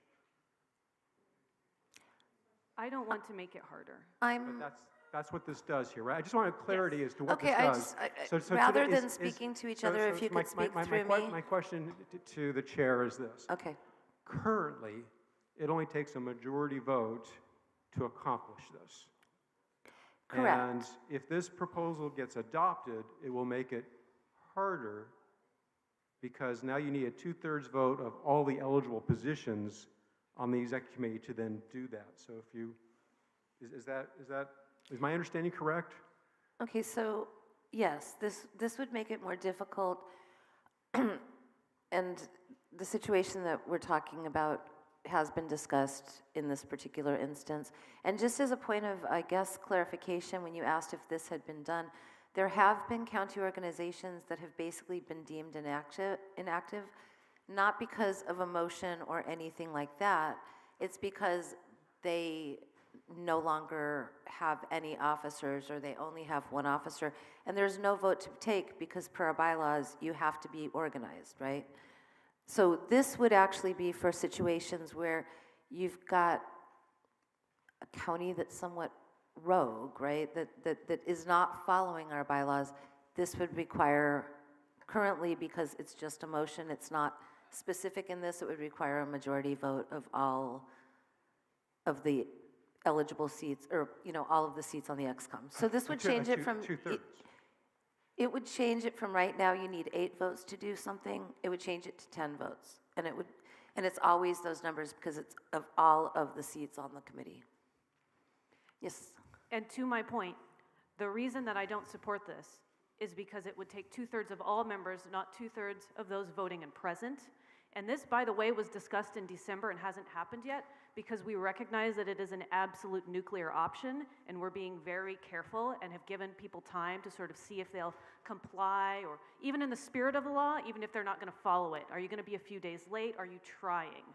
And so I do think that it's important for us to rectify this situation and to never go there the first or second or even third attempt. But eventually, we do need to have the flexibility to do this in an emergency. And that's why I don't believe that we should change it to 2/3. I think it's fine the way it is.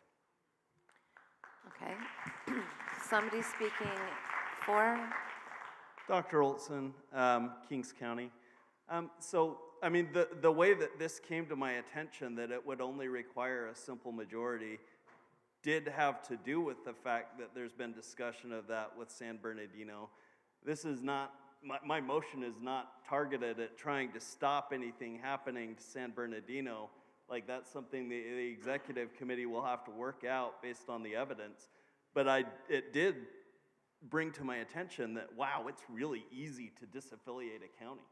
How would you like to be that county that ends up being disaffiliated or considered inactive because of whatever reason? Like, I think that it should be, we should really look at it. It should be something that we look at just as hard as when we remove someone's membership. It should not be a simple task to be done. And so while whatever's going on in San Bernardino County, I'm not going to get into the details of that, may or may not satisfy the requirement for a vote to disaffiliate that county. I think that any county would want the protection of requiring a 2/3 majority vote of the executive committee before being disaffiliated.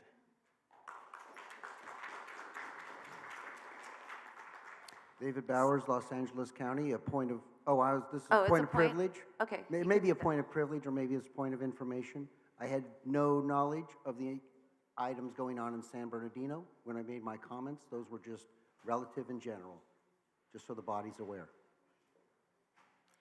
I have no knowledge that there was any action with the county, San Bernardino. I just Okay. want the body to be aware of that. So it is point of personal privilege. Okay. Okay, somebody speaking against. I'm John Prosser from Tulare County, and I'm just calling the question. The question's been called. Is there objection to calling the question? I have a request for information. Well, the question's been called, so are you objecting to ending debate? Okay, it's been objected to end debate, so we will vote. All those in favor of closing debate, please say aye. All those opposed? Nay. Debate is ended. We will go to a vote. Madam Chair, if it's not out of order, I would like to ask for a request for information on how this affects another bylaw that's already here. So on Bylaw 9, Section 6, the last sentence says, the executive committee may declare a county organization to be inactive if it fails to hold elections in accordance with this section, so if they don't actually hold elections. My question is, because it's a list or an item that's mentioned, is there no other condition where the executive committee can remove somebody? So is this proposal here that we're about to adopt still limit us to only county affiliates who just didn't have an election, or are there other causes that are possible? My understanding is that it would be, and this is a point of, I guess, inquiry. Currently, in the same bylaw that you're reading, there's more provisions than just holding an election, period. It's holding an election in conformance with our bylaws, which requires a certain amount of notice to the membership, certain amount of notice to the state secretary, and so forth. So it would not just be for not holding an election. It could be for not holding an election in conformance. But to answer your question, that would be the provision of the bylaws that would be used to deem a county inactive. Okay, now we are going to a vote. All those in favor, please say aye. Aye. All those opposed? Nay. Okay, it did not get a majority, I don't think, no. No, it's a majority, it's with advance notice. Oh, because I'm stupid and I slept for 3 hours. It didn't pass either which way. It failed to get 2/3 of those present and voting. I apologize for the...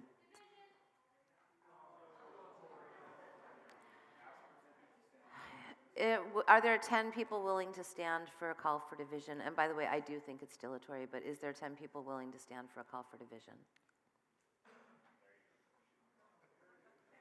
Okay. All right. We are not going to do a counted vote. Is there any other bylaws with advance notice that were made that somebody wants to speak to? And I don't believe there is, because the others with advance notice were already disposed of. Okay, so what that means now is that we are done with this bylaws.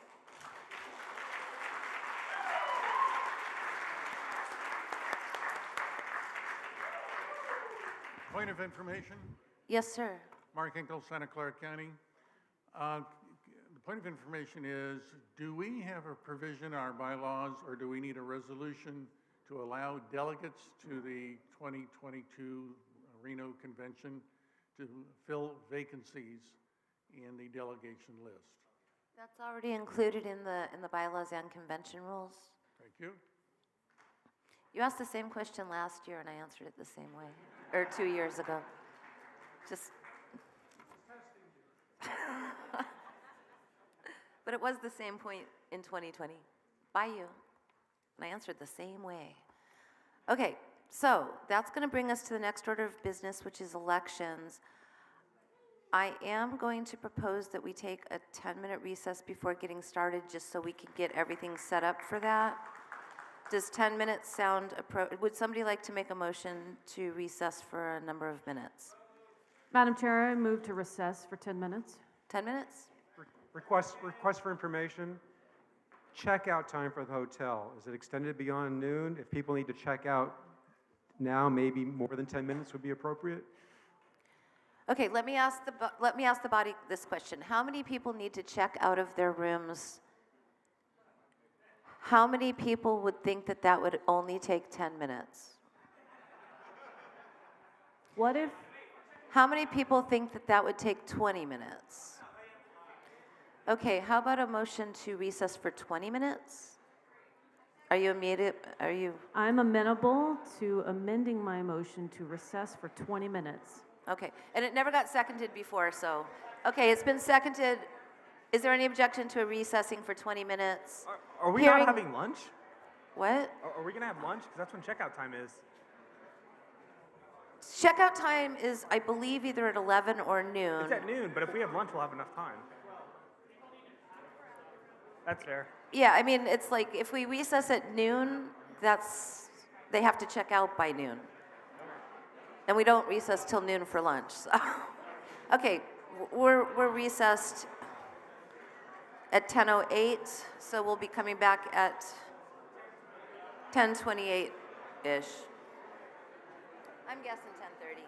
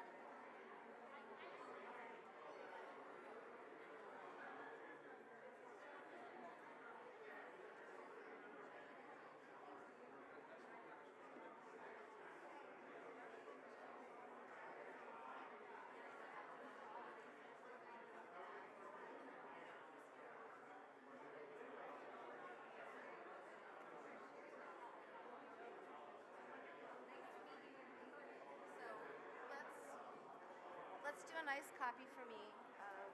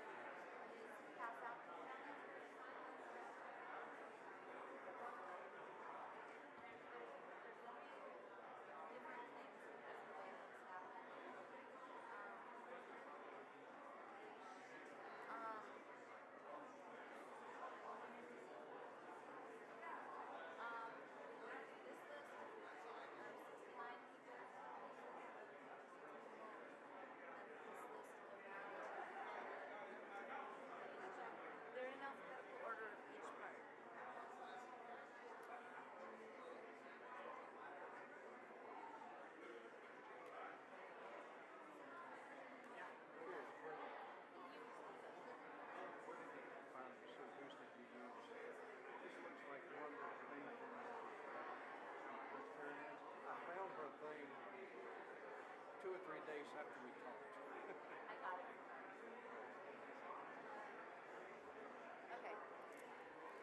All right, we're getting very close. What is it? Oh. Oh, thank you. Okay, we're getting very close, so I'm going to need to get a new credentials number, and we're getting close to starting again, and we'll have some announcements. Angela.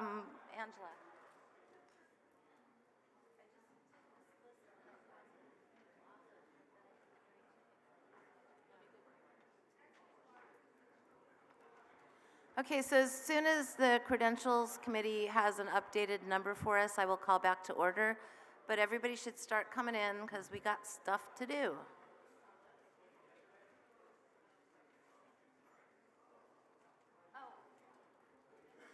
I found it.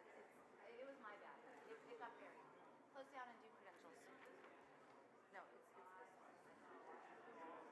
to make an announcement. Right. Another thing, what I've gone through is I've been told that these 6 people are now on, that they are out.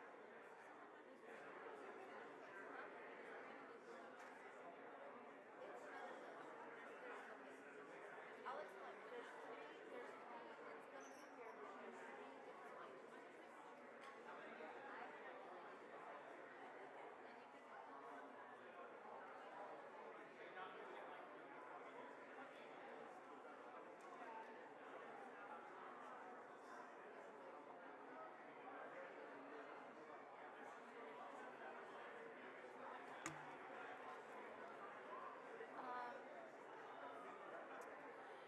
Can I get a few volunteers to help me with something once we start business?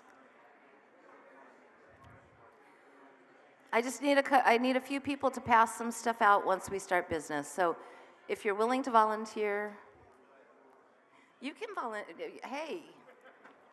And you can volunteer, and you can volunteer. Okay, that's going to be, 3 is enough because you're going to each take a section. Okay, and as soon as we have that credentials number, we will get back to business.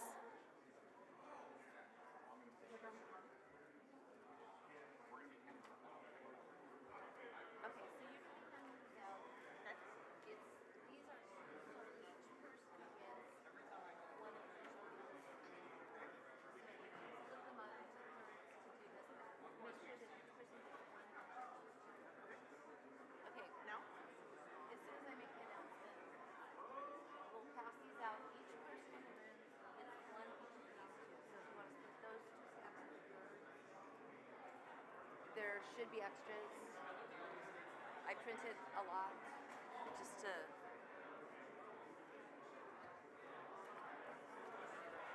Okay, we're getting real close, guys.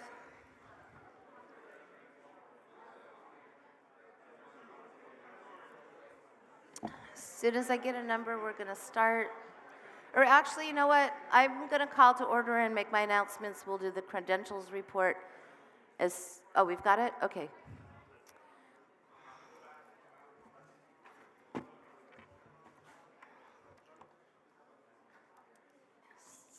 So, number 171?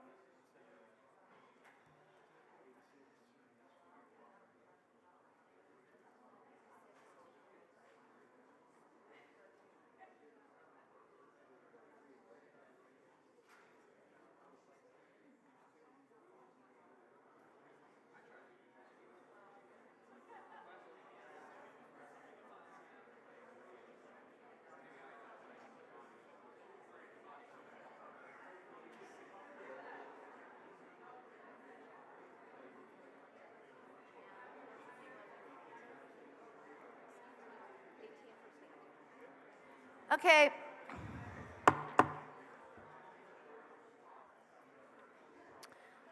We're coming back to order at 10:36. The secretary is going to update the credentials for us.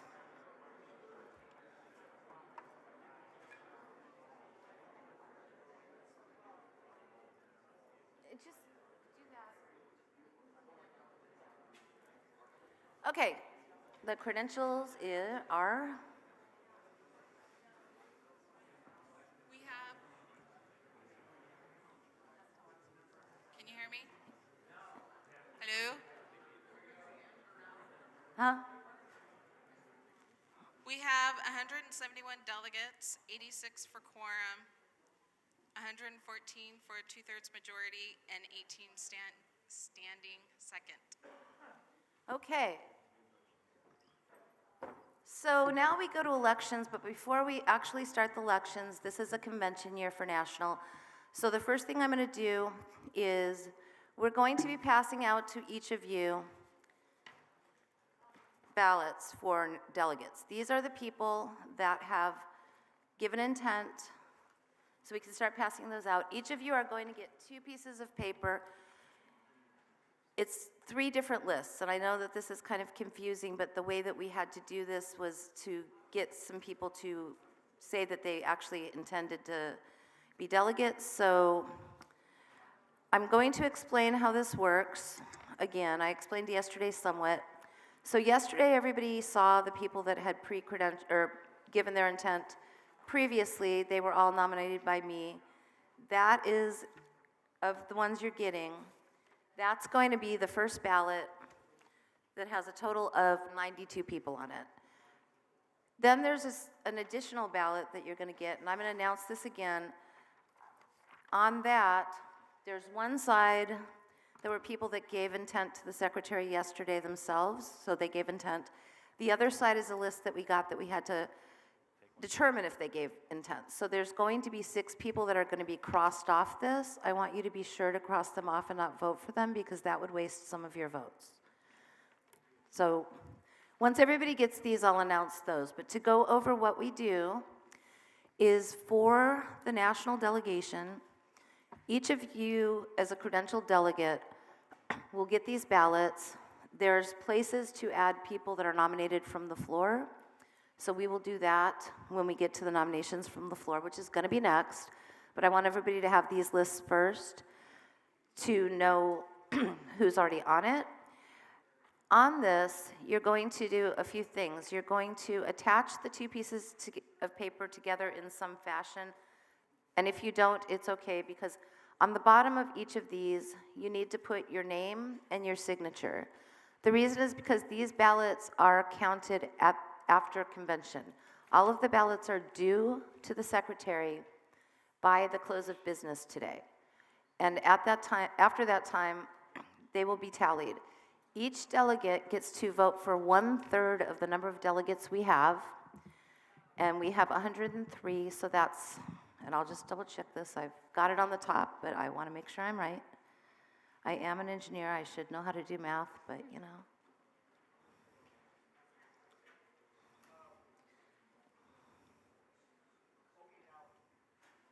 Give me a moment. So each of you will be voting next to 35 people's names. So you can either vote yes to somebody or you can vote no to somebody. But total on your ballot can't be more than 35 somethings next to 35 names. So you could do 35 yeses, 35 nos, a combination thereof. Doesn't matter, you can do all yeses. But if you do any more than 35, your ballot is void, because we don't know which of those people you didn't mean to do. So. Point of personal privilege? Yes. Is there a box of pens somewhere that we can pass around? There are pens, and by the way, you don't need to fill these ballots out at this moment. Okay. Once again, they need to be given to the secretary by the end of the day. And on each of the sheets of paper, you're going to print your name and sign. Yes, sir. To the right of Mimi's podium is a black and green box. In there, there is a shit ton, literal shit ton of pens. And if anyone needs a pen, that is where you can find the literal shit ton of pens. And he's allowed to say shit tons, and I'm not, so. Request for information? Madam Chair, request for information? Yes. I've caught a name that's on the ballot twice. In the event that we do that, how would you like us to mark it? Because I'm sure the person would be upset if only half their votes got counted, or if they were double counted and disqualified. Well, let's do this. And I do apologize if somebody got listed twice. They may have given a piece of paper to the secretary yesterday, although they were already on the thing. That does happen, especially at 3 o'clock in the morning when you're printing these things. So, does everybody have these? Okay. Stand by. Can you tell me who the person is and what number they are on each of the sheets?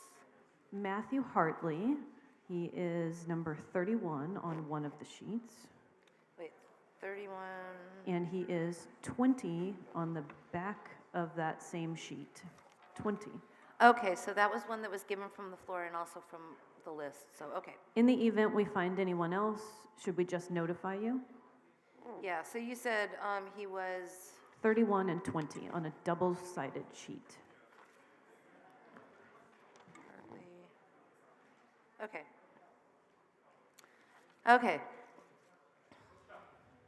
Is there any other questions? Yeah, I got one.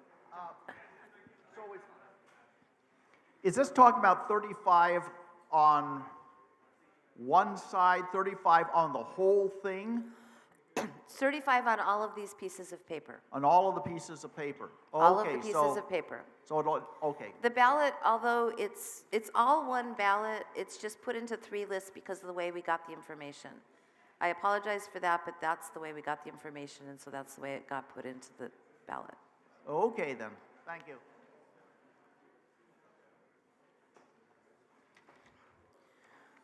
Okay.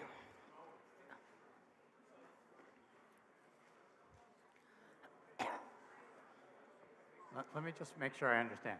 This is all logically one ballot. The 2 sheets that have my name at the bottom are considered all one thing, right? So the only difference between the different, so there's 3 different numbered lists, and the difference is just when they kind of got into the system? Correct. So what happened is there was delegates that went through the website. That was put on a ballot.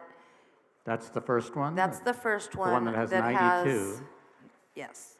Then there was the ones that were given to the secretary by the delegates on pieces of paper yesterday that we compiled. Then there was the other one that was one list that we got that we had to verify intent, which is why it ended up being separate as well. I see, the ones where individuals turned it in, you inferred consent from the fact that they turned in their own name. And the other one was like a bulk submission that you had to, and then why, the one that goes through 69, what's the difference between the people who have dashed lines and the people who don't have dashed lines? A formatting error while printing. So the dashed lines do not mean anything? It was a formatting error while printing. Right, so 1 through 6. And it was noticed after we printed 220 of them. So 1 through 69 are all the same category? They're not 2 different categories? Everybody's the same category, but there was a formatting issue. And there's a couple other issues. Does most everybody have these now?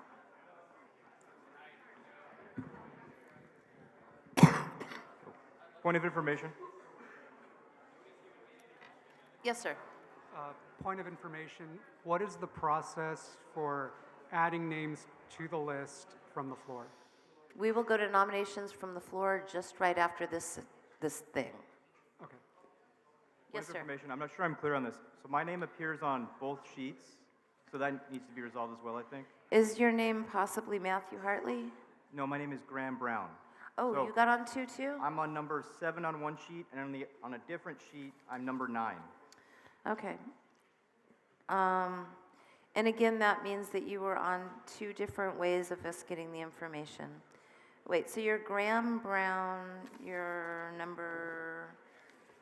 I'm number 7 on one sheet and number 9 on the other. Okay, so what happened there is you did intent and then somebody also put your name in here. Okay. Request for information. Give me 1 second, I'm just noting him so that I can tell everybody that. Okay, yes. All right, Scott Lieberman, Santa Clara. Just to make 100% sure, is it okay to put the letter Y instead of the word yes? If you put the letter Y and the letter N, we will know what you mean. If you put yes and no, we will know what you mean.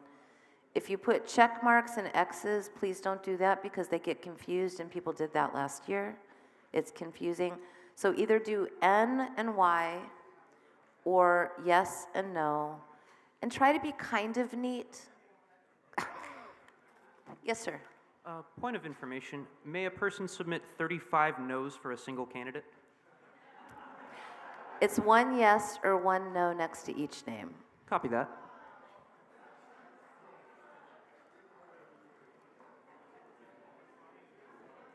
Okay, oh, yes, sir. Yeah, it doesn't make any sense to me. If I vote I'm yes, not understanding you that well. okay, sorry.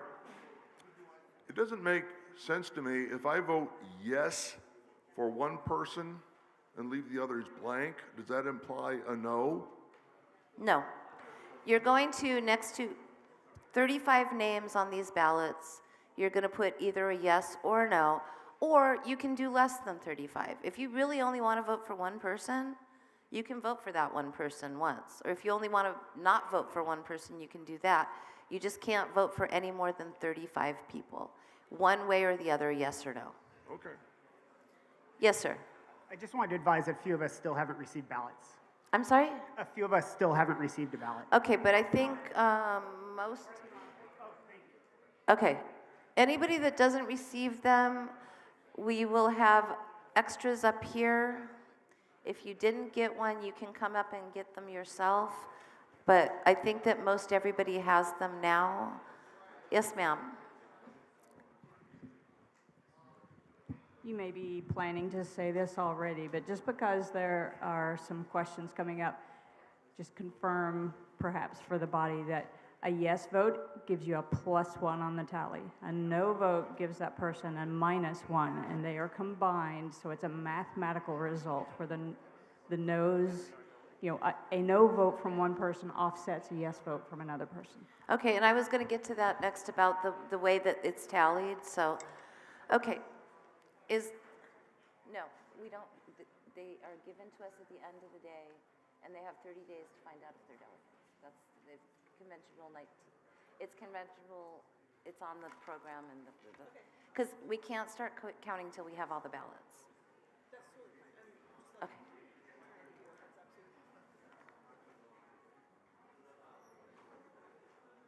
Madam Chair, I have a request for information. Yes, I'm sorry, there was, okay. I might have missed. At what point is it in order to nominate someone from the floor if their name is not on this list? That's going to be, as I just answered a second ago, once we get past this, that is exactly where we're going. Thank you. Okay, yes, sir. How are the delegates notified that they're a delegate? They will be notified via email. It will also be posted on our website with all of our delegates as well as our alternates. And so you'll get an email notification. It will also be posted on the website. Approximately when, do you know? Huh? Approximately when will that happen? Per the convention rule, it's within the 30 days after this convention. I can tell you it will be sooner, but I can't tell you exactly how soon. Okay, thank you. Okay. All right, so if everybody has their ballots, and if you don't, you can note this on a piece of paper, but I'm going to make a couple announcements just so that we don't have a situation where votes are split up or somebody votes for somebody twice because of something, and we also have some people to take off of the list. So on your list that has 69 names,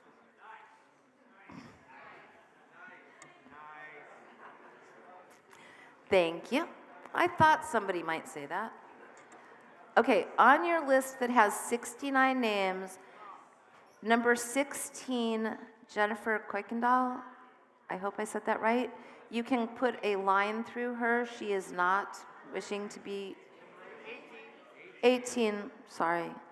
Put a line, well, I gave the name too. So number 18, Jennifer, you can put a line through her. Do not vote for her. She doesn't want, she's not able to be a delegate, so a vote for her would be a wasted vote. Number 20, Joanna Cromby. Put a line through her. Number 25, Daniel Fisher. Put a line through him. Number 26, Jordan Fox. Put a line through him.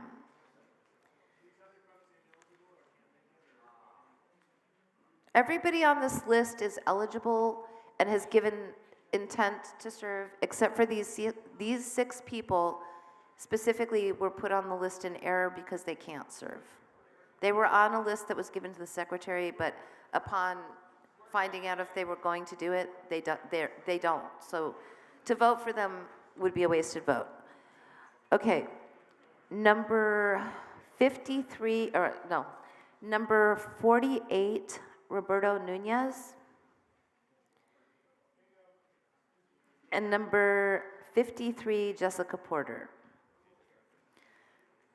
This will be up here. If anybody is missing these announcements, let them know that they can come up and get these people or share the information with others, just so that that happens. Give me one moment and I'm going to finish the next thing. And then I will go to you.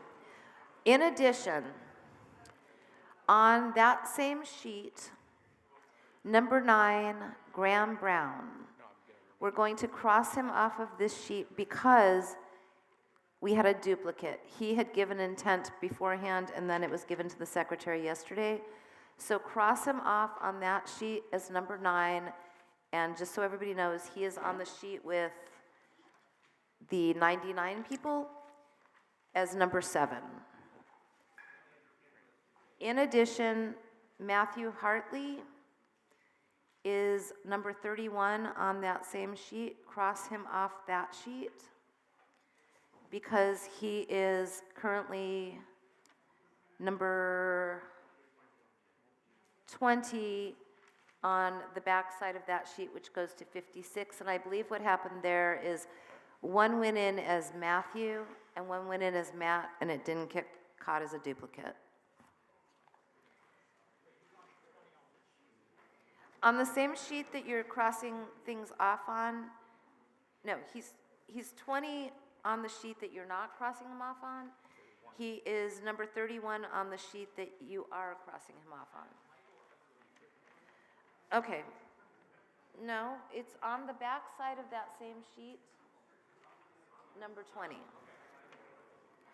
Okay, so those are the people to not vote for because either they're not serving or they're a duplicate. And I did all the crossouts on the one sheet to make it easier so that you only have one sheet to cross things off on, if that makes sense. Okay, yes, sir. Vincent Perry, San Diego. Also cross off 52, Vincent Perry, on the 69 sheet. On the 69 sheet, number 52? And why? Because I cannot go. Oh, you're him. I'm Vincent Perry. Okay, I missed that. Okay. Thank you. So cross off Vincent Perry because he can't go, so it would again be a wasted vote. And thank you for letting us know. Anybody else that's on any of these lists that can't go, please? I'm sorry? Okay, which sheet and which number are you? Well, you know, this works out really well that 69, the sheet with 69 has all the crossouts. Okay, and just to be sure, that was 51, 59. Okay, Victor, okay. Yes, sir. Just to be clear, Ben Weir, Sacramento County, I will not be living in the state at the time of National Convention. So does that disqualify me from being a delegate? I'm pretty sure it does. Yes. Okay. What if I have a lifetime membership? I'm sorry? What if I have a lifetime membership? Yes, you still live And here, are right? Are you still willing You live here to- right this second, right? Are we still doing the payment plans? You still have that option and you still live here, so you can give us $1,000.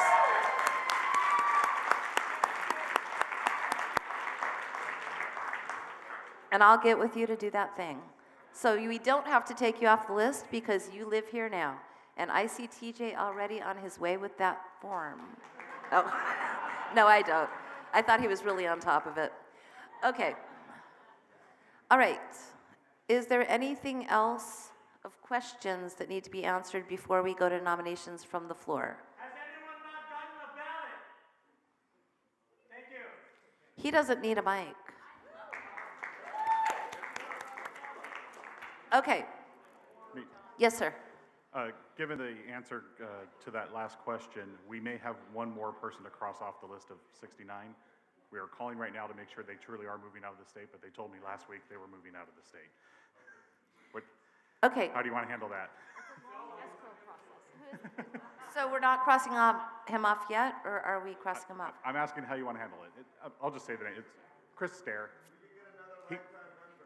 When we asked him where to send the check, he said, "Don't send it to me because I'm moving out of the state."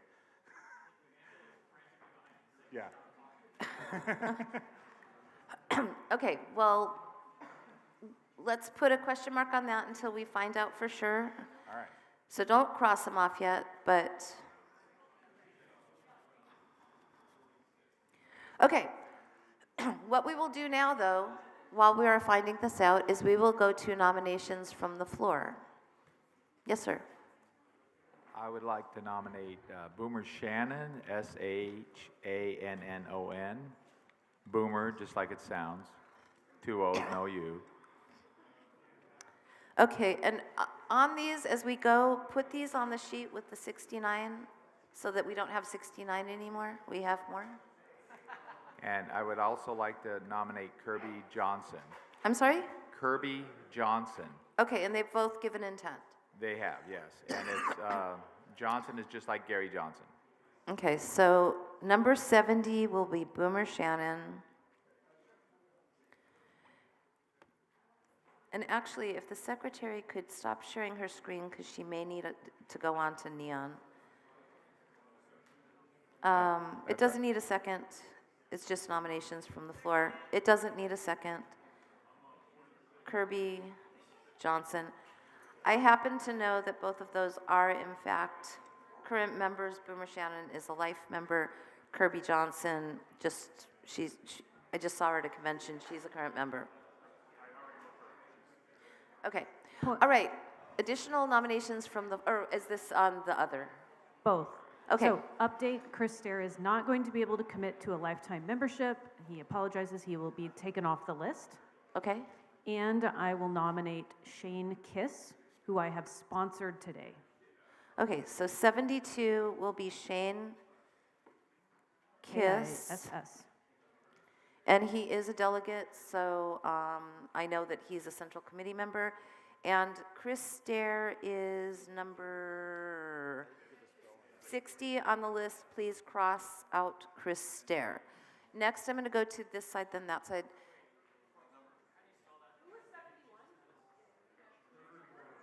Who, Stair? Oh, Shane. It's Shanekiss.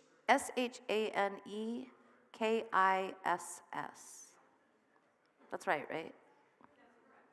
Okay. Yes, sir. All right. I'm John Prosser from Tulare County.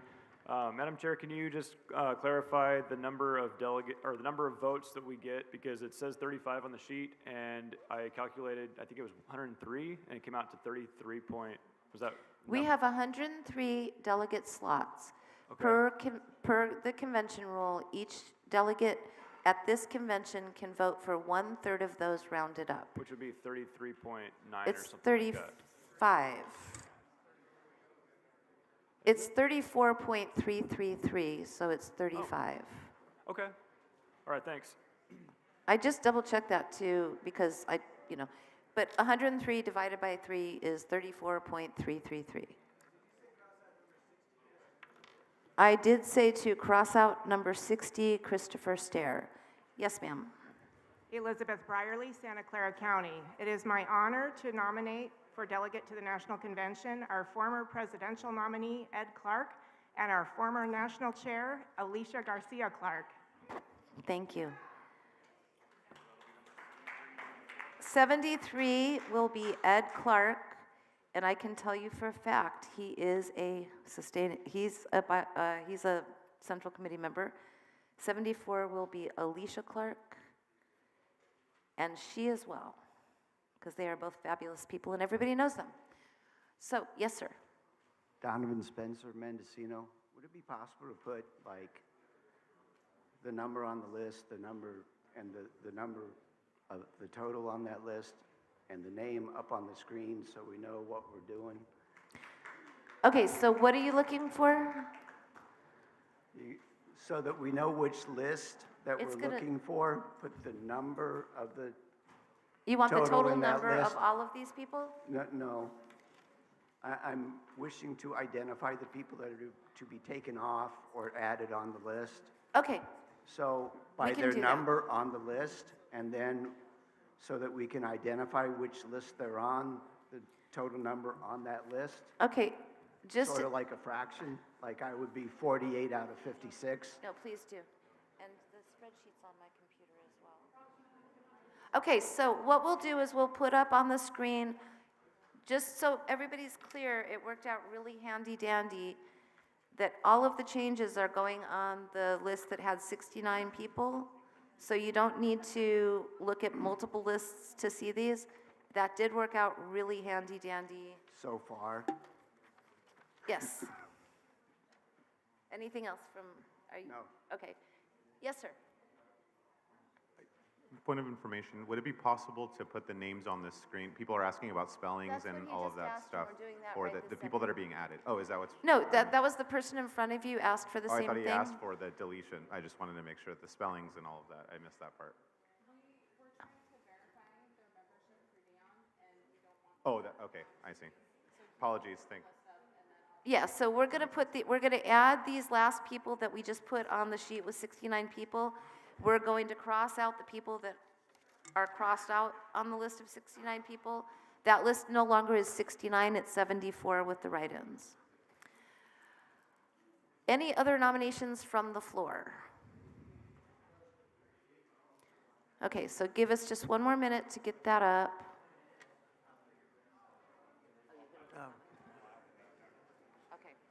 Okay, so right now, he's going to just put bullet points, and then he's going to add the people. He's going to show the list. He's doing it. Yes, sir. Yes. Point of information. Yes. Are all the names on the list people who have signed the non-aggression pledge? Yes. Okay. And this is, well, I don't know. This is a point, maybe it's a point of personal privilege, I'm not sure. I would like to be able to, when these names get posted, I understand that, what we vote on here at the convention is kind of preliminary. The changes sometimes do get made up to and including at the national convention in terms of adding people and so forth. I would like to have the opportunity for people to add information next to their names. Specifically, I would like to add for myself, and I'd like to see from other people whether they have any issues with our national platform. Ideally, this would be my real preference, but there's not really an organized way to do it. I'd like there to be like a Nolan chart quiz on file for each person so we can see where they actually stand on various issues. And this is, maybe not a huge concern right now, but I think going forward, again, if our party grows... Everybody, please, it's hard to hear the speakers. If our party grows and we start getting a big influx of people who really do want to take the party in a non-libertarian direction, it would be very helpful for people voting on potential delegates, who are going to be able to impact things like the national platform to know, who actually is down with libertarian principles.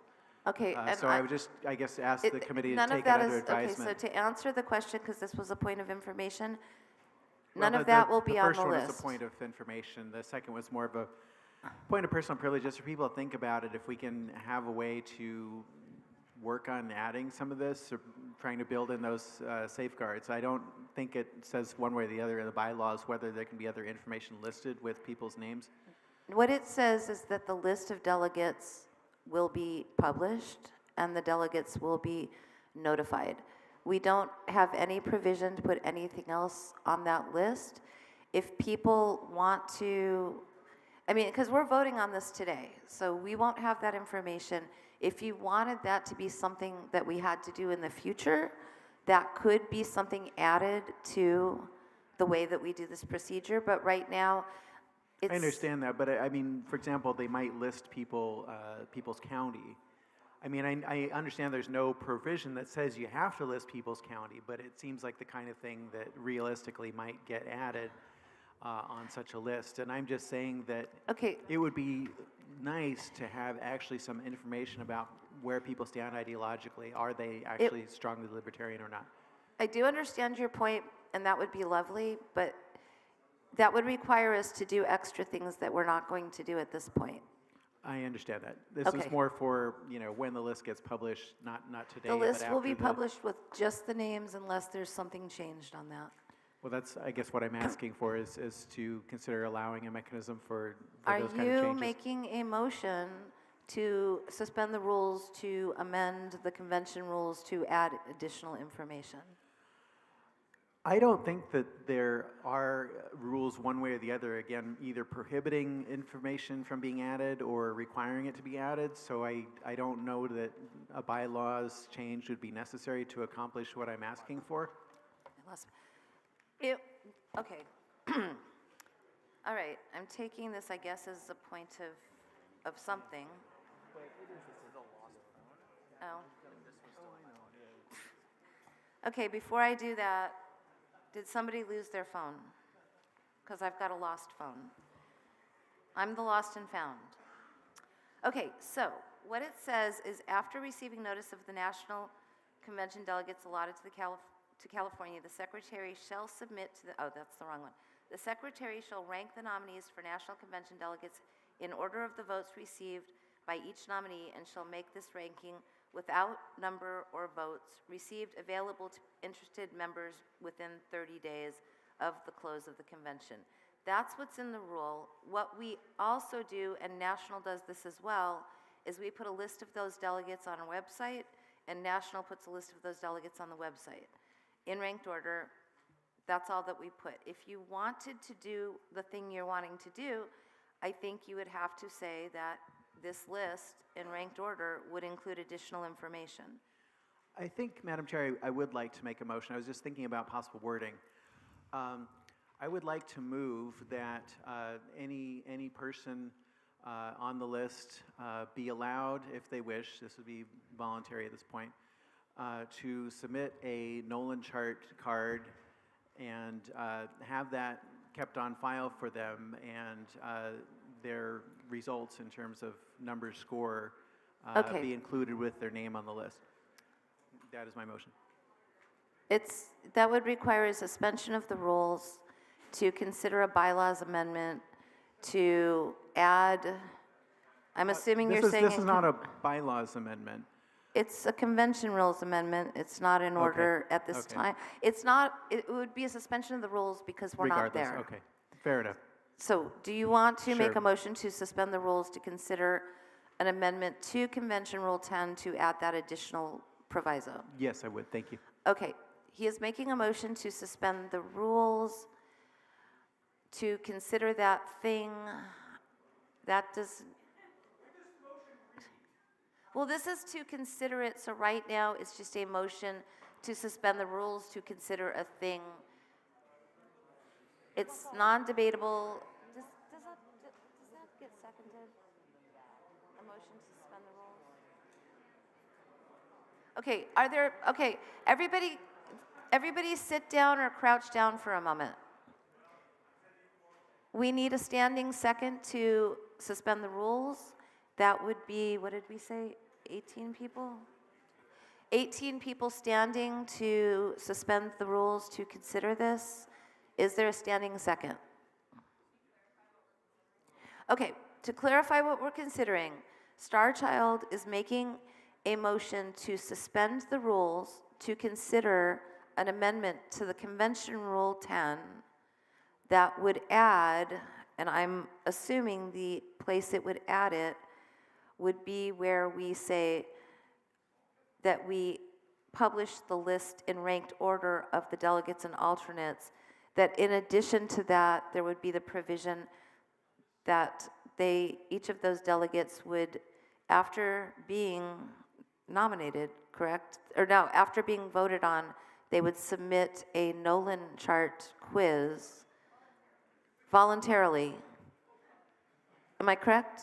Yes, I mean, it could be submitted at any time once somebody's on the list, it wouldn't even have to be, only people that were approved as delegates. I think it would be helpful to have. Well, that sorry, would be a Madam. different amendment, but first, Point of okay. personal privilege, it's too loud in the room. Yeah, so everybody, just real quick. So that is the motion that's being proposed to suspend the rules, to consider that. Is there a standing second? And if you're not standing for the second, don't stand. Okay, that fails for lack of second. Could you restate the motion clearly, Madam Chair? It's to allow people to. I beg your pardon? If you could just, I'm not sure everybody did understand exactly. Okay, what let was me being ask this proposed. question to the body. Did everybody understand what the motion to suspend the rules was going to do, to consider what they were going to do? Did anybody not understand what they were voting on? Okay, they understood. Okay. Yes. Elizabeth Stump, Alameda County. I have a deletion on the 69 list. I personally spoke to Theodore Gherkin. He cannot make it to the convention national because he will be busy doing debate at the nationals. Okay. Oh, congratulations to him. So he wishes he could go, but he can't. I spoke to him personally because I wanted to make sure that if he could be on the list, but he cannot. Okay, so if Number 27. Number 27 on the 69 list, and again, it's all on the 69 list, which works out really swell. Yes, sir. David Bowers, Los Angeles County. A point of information. Where do I turn in my ballot? Okay, so I'm going to do that now and tell everybody, is there another point of information or something before that? Any other nominations from the floor? Okay, so going once, going twice, because I'm going to be closing nominations from the floor. Yes, ma'am. Elizabeth Brierly, Santa Clara. Dave Schrader has an R in it, S-C-H-R-A-D-E-R. Point of information, thank you. What number is he? 78 and 88, I'm told. What? He's 78 and 88? No, that doesn't make sense. Oh. Oh, Okay. of the 88, on the 88 list, he's 78. It's got an R, S-C-H-R-A-D-E-R. Thanks, Aaron. Okay. If you vote for him with the wrong spelling, we will know that it's him, but please note that on your ballot that that is the correct spelling because it has an R that's missing. Okay, so once again, the way that this now is going to work is that between now and the close of business, you will put your 35 yeses or nos. As a clarification that was brought up by Ms. Purcell Matson, Alicia, you can vote yes or no, and per the convention rules, these will be tallied. Basically, no votes subtract from your total, yes votes add to your total. No delegate will be selected if they get fewer than three more yeses than nos, so they have to have a net 3 yes to be a delegate. That likely won't be an issue because this is then done in ranked order. We have a total of, what do we have? We have a total of, clear 92 plus 88 plus 74. We have a total of 254 nominees for 103 delegate spots and 103 alternate spots. They will be in ranked order. I can guarantee you it's going to take more than 3 to actually be a delegate, so I don't think that's going to be an issue. But again, a yes vote adds to the tally, a no vote reduces from the tally of that individual. You can vote yes or no to 35 people or less, but not more. And you will be turning these into the secretary, and what I'm going to say to do is, you can do that at any time during the day, but where you can turn them in is right here. Put them right here, in a stack. So on the stage, in a stack, during the course of the day, put your ballots. Make sure that each of the ballots, each of the 2 sheets, has your name and signature, and no more than 35 either yeses or nos. Yes, sir. Point of information, Ed Wimmers, Santa Clara County. What was the total number of names again? I'm sorry? What was the total number of names again? On this list, unless I did my math wrong, there's 254 total. I don't think that's right. The reason I'm asking is to make sure I'm not missing a sheet. Okay, there's 92 on one list. I'm sorry? So I see 92. Okay, we've got 92 on the one list. We have, on the 69 list, we now have 74. And on the backside of that same list, we have an additional 56. Oh, it's 222. I somehow did something wrong. 6 plus 74 plus.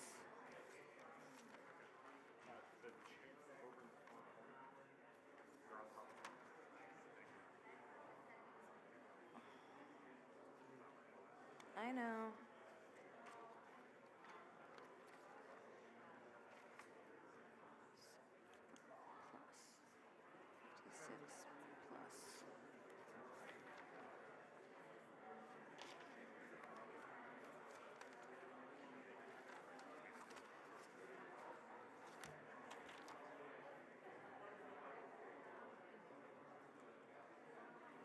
Okay, it's 222 total. Thank you. Sorry about that. But either which way, they will be in ranked order. And again, we are allotted 103 delegates, 103 alternates. These will be in ranked order for all of the total, which is 206 people. Good question. 222? Oh, we crossed out 12. It's 210. I didn't cross out the crossed outs. Yes, sir. Just a question. There's, folks, there's a lot of people I want to vote for here, but I don't know which ones are here. So I guess I'm looking for advice here. There's a lot of folks on this list who aren't here today. There are some new folks here who I'd love to have you come to the convention. I want to vote for you, but I don't know who you are yet. So I'm wondering, is there any way, do you have a suggestion for how I can resolve that? Maybe one approach could be that if you call out the names and people say, yes, I'm here, I'm here, I'm here, I can mark on the list. And that way I know, hey, if the people who are here say they're going, I'm really certain they're going to go, and I want them to go. But if I don't know who they are and who they're here, then, so what would be the appropriate motion to make? What would be the appropriate motion to make sure that I can check off the folks who are actually here? Okay, first of all, can everybody stop like chattering? Because it's hard to hear. For me, at the microphones even, with all of the crosstalk, I can't hear what's being said a good portion of the time. So if we could kind of keep that to a lower level, that would be swell. I do not know what motion you would make to do that. So let me make a I suggestion. believe it would be a suspension of the rules. I'm sorry. So, okay, so here's what I would suggest then, if with the permission of the body, and I really want a lot of you guys to go to the convention. Can we suspend the rules so that you as the chair just call out each individual name on this list, asking if you're here? Somebody can say, I'm here. That way I can check it off, and anyone else can check off. So we can say, here's the ones who are here. I want to give priority to the folks who are here today. Can I suggest something else? Can they all just waste their... I think I've got the floor. Okay, So- one moment. We're going to first dispose of this. So the motion has been made to suspend the rules to direct the chair to do a roll call, basically, of the names of these 210 people. Correct. To see how many of those 210 people are in the room at this time. To see which ones are in the room at this time. So that way we can check off our list and go, No, okay. we're not debating this. This is a motion to suspend the wanna be rules to clear. do the thing. But to be clear, what this would be is a suspension of the rules. It would be one vote because it's a suspension of the rules to do a thing. It's not a suspension of the rules to consider a thing. So the one vote would be to suspend the rules to have the chair do a roll call of these 210 names, and each of those people would then say, I'm here, and then those of you that want to can check it off your list that they're here. That's the motion. Correct. We would need a standing second. No, we would need a standing second, so I would need 18 people to stand up for the second. If you're not, okay, is everybody that's standing for the second? 2, 3, 4. Okay, we've got 18 people, so we will then, this is non-debatable, unfortunately, and it's non-amendable. So I don't know what your is your suggestion a point of information, a point of order, a point of personal privilege? No, I just had another idea besides doing roll call, but. Okay, all right. Orders of the day are that we're where we're at, which is this. We're going to vote on this motion to suspend the rules to have a roll call of the 210 people on this list. All those in favor, please say aye. Aye. All those opposed? Nay. It did not get a 2/3. Okay. Yes, sir. Oh, yeah. Parliamentary inquiry, is the list of credentialed delegates? I beg your pardon? Could the list of credentialed delegates be published to the body if they want to know who's here and who isn't? Is that? That would require another motion because we don't list our delegates that are okay. here. Okay. So, Thank you. Yes, ma'am. Point of information, are we about to go to elections? Yes. Thank you so much. Point of information. Yes. I believe anyone wanting to see the list of credentialed delegates can just go and look at it on the back table, if I'm not mistaken. They could.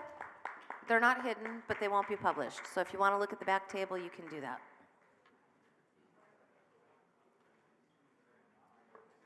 The next item on the agenda, well, we were actually in that item, which is elections, and that's just the first thing that we do for elections. So now we are going to go to the elections. What time is it? Okay, so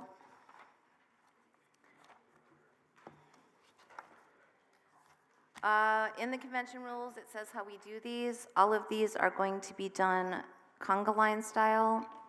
We have pens, as he said, a shit ton. We have index cards. We will have tellers for each of the elections to collect the votes. We will then be counting them.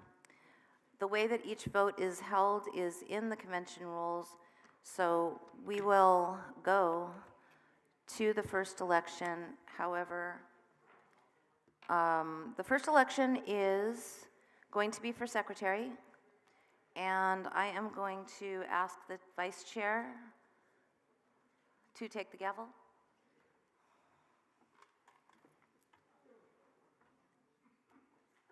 So you're taking nominations. Are you going to the bathroom or am I doing this long term? I'm nominating some. Oh, okay.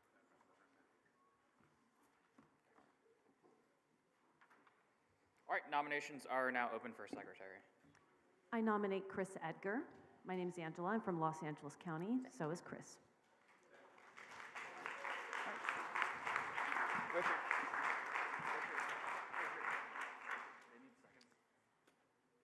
Okay. All right, Ms. Robeson. I'm Mimi Robson, delegate from Los Angeles County. I nominate Jillian Olsen for secretary.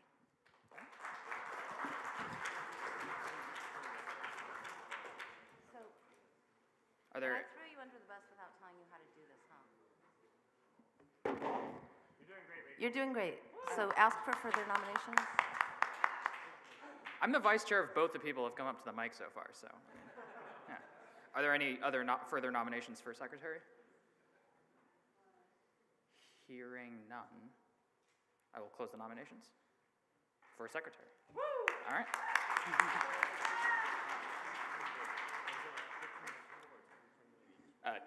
Just move on. Times for the speeches, please. Point of personal privilege, can you please read from the convention rules the times for the nominating speech and the seconding speech? I can. Let me pull up the convention rules. I don't have them in front of me. It's, yeah.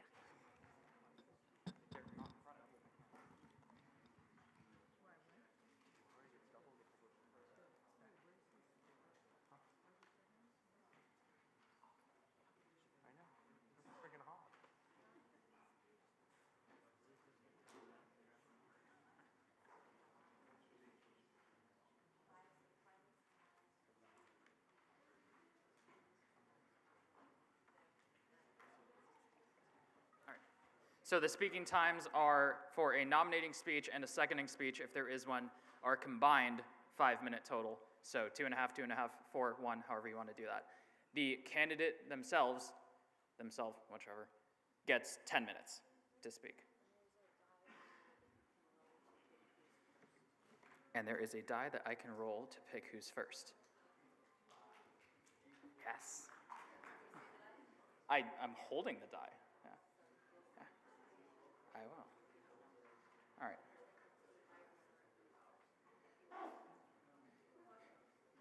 Should I do this on the floor where there's no interference? I've played Dungeons and Dragons before. Okay. I'm going to do this on the floor just so there's no interference or anything. I don't know if that's important to you RPG people. All right. First is for Jillian Olsen.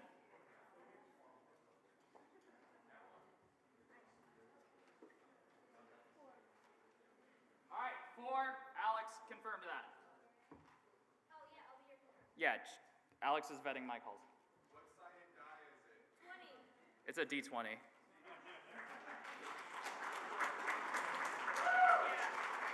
The fact that I know what this is called. All right, and for Chris.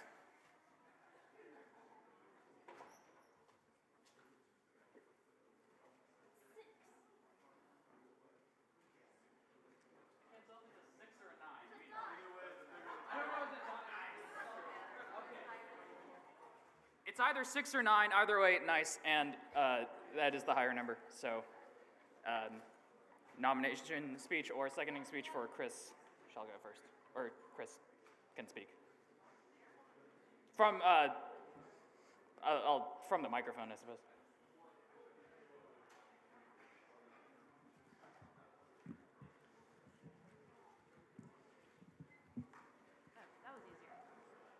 That was easier.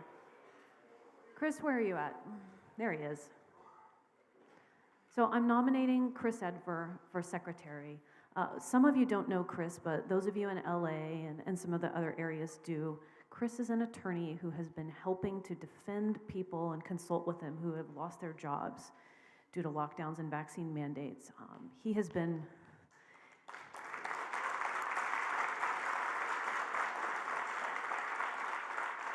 He's been a quiet but strong presence in LA County and has really given us some moral support. Chris has got professional boardroom experience, which is great. He has been on a board of directors before. He's someone who can help us make decisions strategically so that our XCOM can work more efficiently to bring liberty to California and streamline our processes. This is something with board experiences will be really helpful for. And he can also provide additional legal guidance to us since he's got a background in corporate governance and litigation. Chris also has a creative side. He just finished his directorial debut, and he's got a freedom-oriented short film that's going to be seen in Freedom Fest, and he's a musician.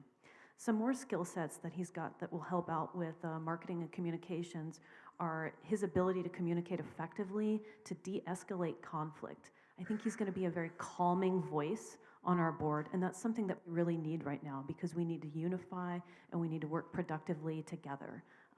And that's why I'm asking you to vote for Chris Edgar.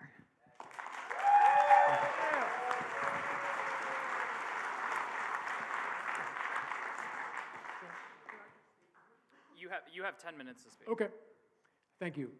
I've been a libertarian for many years, but I'm here with you all right now because probably, like a lot of you, in 2020, I was even more horrified than I usually am by the actions of the government. And I decided that I had to do something more than donating to candidates and donating to podcasters and voting and so forth. I needed to use my skills and my experience to really get into the fight for liberty. I think that the extent of the problem really got clear to me in mid-2020 when there was a Korean woman who ran a cleaners very near where I used to live. She told me that she was closing her business, that she wished that she could move forward or move to South Korea because it was more free at the time than the United States was, or at least than California, and that California was actually starting to remind her of North Korea. At that moment, I felt kind of embarrassed to be a Californian and an American. I thought, this is really what we have to offer people like this woman who came all the way here from Korea, probably with very little, to start a business. And I said, I'm going to do something about it. Hopefully, serving as your secretary is one of those things that I can do. Who am I? I was born in New York. I came out to Northern California to go to law school about more than 20 years ago, sad but true.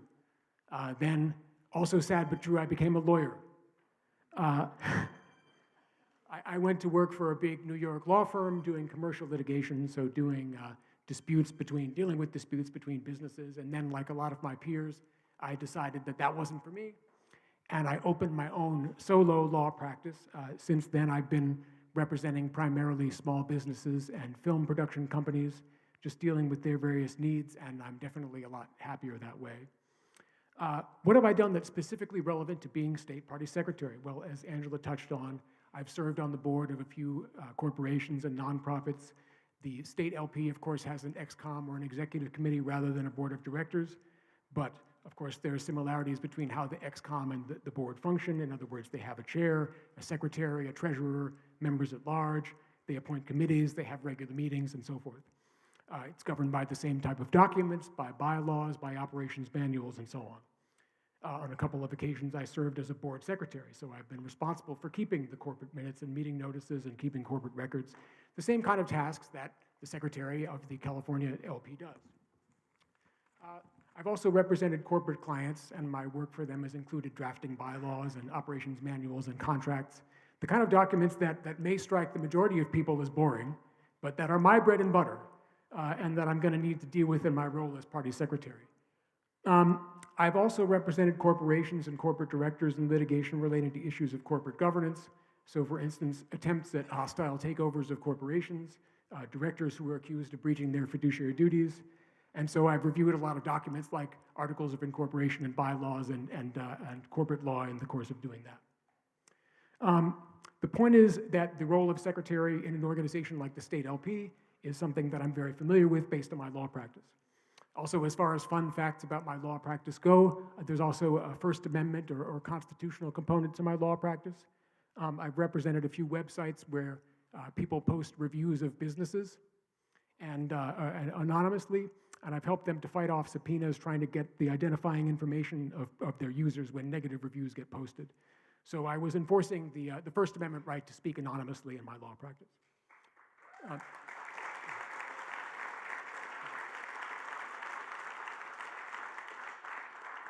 As Angela also mentioned, I do some crazy artistic stuff as well. I make films that tend to have a libertarian focus. I've been involved in a lot of aspects of filmmaking, whether it's screenwriting or music or something of that nature. Recently, I made my directorial debut. The film was called Power Day, which I wrote and directed, and that was about the rationing of basic goods and services. Oh, am I out of time? Oh, okay, thank you. I thought that was the signal I was getting. We've unfortunately seen that kind of rationing of electrical power in California recently, so it was unfortunately true to life. I also was involved in a film called The Breakout, which is about the involuntary commitment of children to psychiatric hospitals. So I have a libertarian bent in the artistic stuff that I do as well. What has been my involvement in the LP? Well, as Angela mentioned, my activism, particularly over the past 2 years, has focused on the COVID regime. I've worked with the LP affiliate in LA on the legal aspects of its initiative opposing the vaccine mandates. I've worked with some city council resolutions regarding lockdowns and psilocybin legalization. I've given legal advice to various people facing termination of their employment due to the mandates, and I've consulted about potential litigation regarding the mandates. I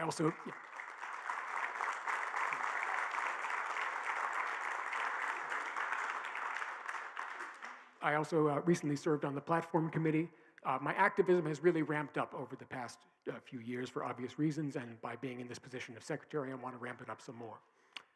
So basically, I'm here to help your organization run smoothly and professionally. I'm here to do volunteer service. I don't have a specific grand agenda. I'm not looking for political office. In fact, I detest politics, honestly. I'm kind of anti-political.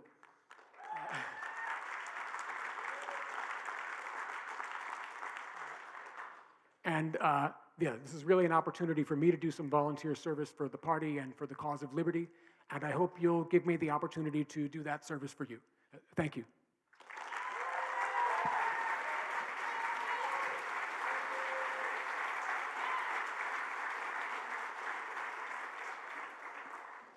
All right, thank you, Mr. Edgar. While I hold the chair, I would like to remind everybody to please turn off your cell phones or put them on silent. If they go off during people's speeches, don't let it ring out. That's worse.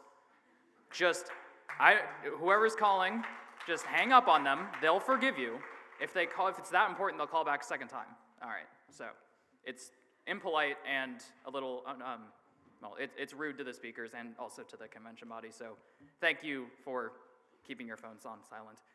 Moving on to the next nominee, Ms. Robson, you have a total of 5 minutes to speak to your candidate. Thank you. So first I want to say that I think that Chris is a good candidate. I'm nominating Jillian Olsen today because since our last convention, she has done a stellar job as secretary. She's been able to learn the processes, she's gotten the minutes done, she's done an inordinate amount of work updating our database, updating our voter registration. She spends countless hours on this. She has worked very, very hard as secretary, and I've really enjoyed working with her. She's, for me, been a huge asset. There's a lot of work to be done. I'm not doubting that anybody else couldn't do it.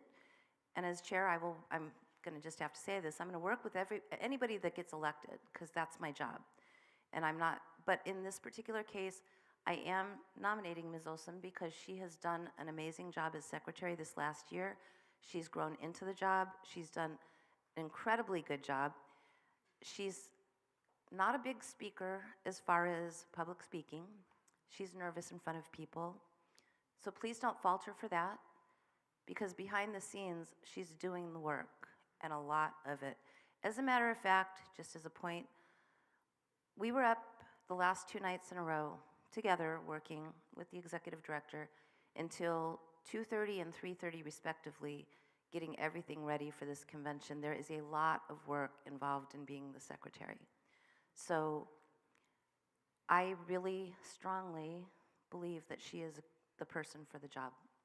Thank you.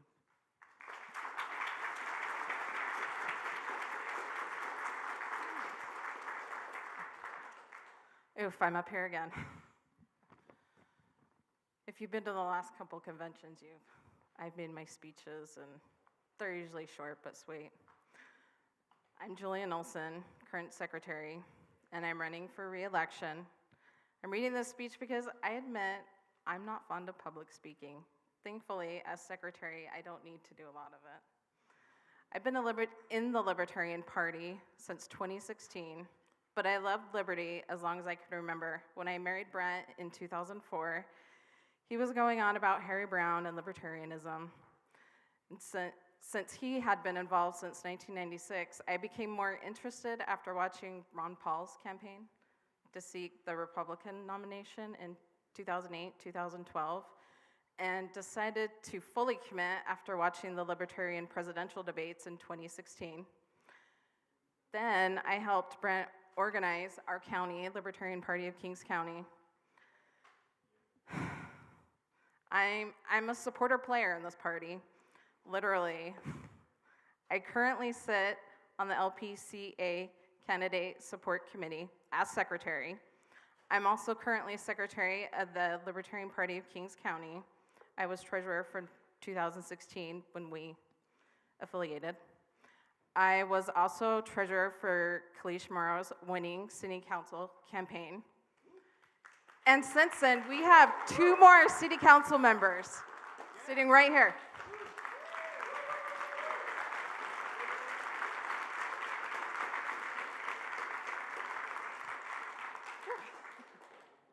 Okay, calm down. Okay, and I was first elected to the Libertarian Party Executive Committee in 2019 as at-large alternate. And then I was elected in 2020 as an at-large. And over the last 4 years, I've also been on the LPC's Credentials Committee, Bylaws, Budget, and Platform Committee. So I put a lot of work in a lot of committees. I make a point to step up and volunteer anytime it's needed. I've had invested a lot of time and energy in things that help this party and its activists continue to move forward. Thank you.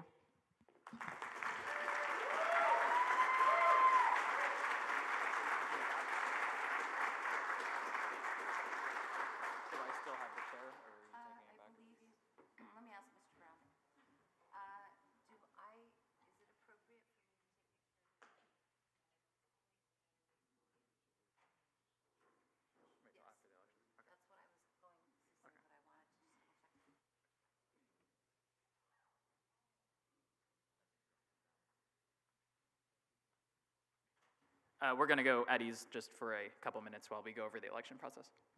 So we'll be quick. I don't want you guys to all be waiting on me. Yeah, don't leave the room. We're not recess, so no dodgeball, but at ease. Talk amongst yourselves, as they always say.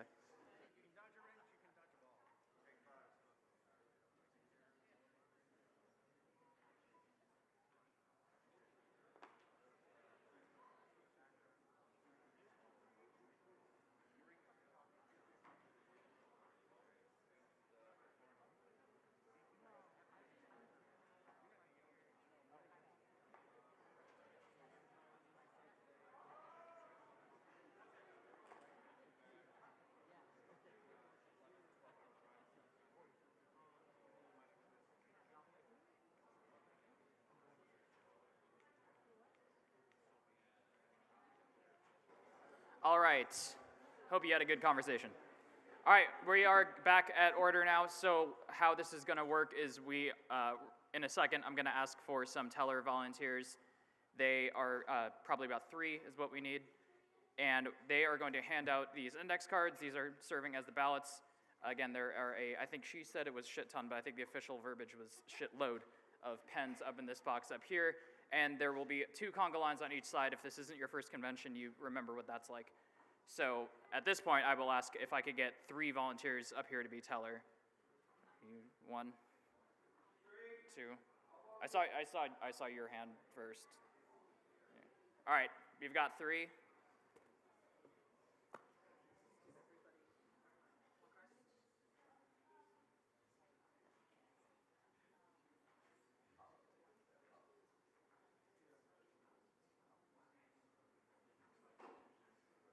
Just as a reminder, the candidates are Mr. Chris Edgar and Miss Jillian Olsen.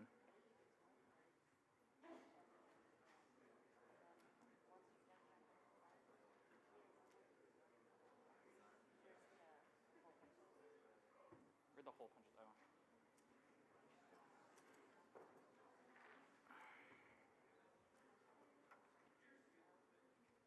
Oh, it's kind of color coordinate.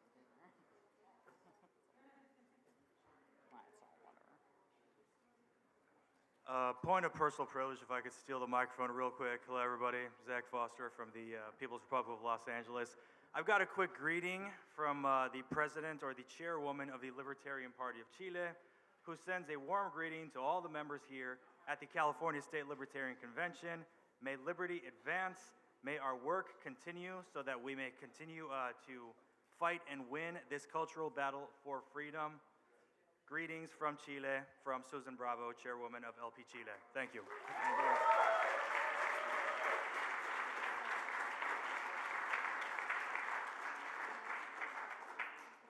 I was going to remind, yeah, so take it out, they're going to punch it.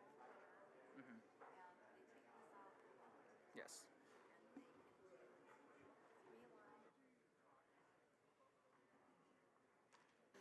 Okay, so for those of you who this is your first election, how this works is the tellers are now handing out the index card ballots.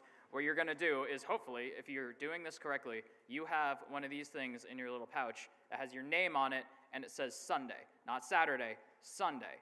You also hopefully have one of the black little voting delegate things. So when you go up to the teller, you are going to, along with your ballot, hand them this card with your name and Sunday on it. They are going to hole punch it in the designated spot, and that's proof that you voted just once or twice or are dead or a Democrat or any of those options. So.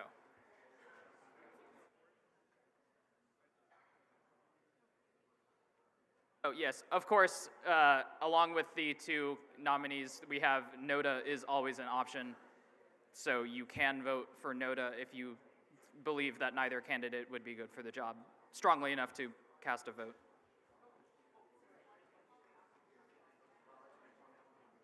Well, you could also just not turn in a ballot. Yeah. Oh, correct. No. Yeah, this is not ranked choice. You just. It is? Okay, so you can vote for more than one then.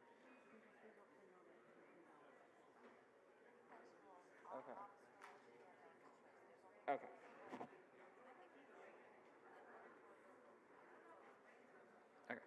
Okay, before anyone gets too far, I misspoke, I apologize. It is ranked order between one or the two, but if you put NOTA, that invalidates everything else, because NOTA is NOTA, none of the above. So you can't have NOTA as 3, you know. All right. You can put one person, you can do ranked choice between the two, or you can vote NOTA, or you can not turn in ballot. No. If you vote for NOTA, that means none of the above, which includes the person that you literally just put above them. Point of information. Yes. Are we lining up somewhere to turn our votes in? The tellers should be standing there. The tellers are still handing out ballots, but they will be standing up at the front here around where the microphones are to have your ballots turned in.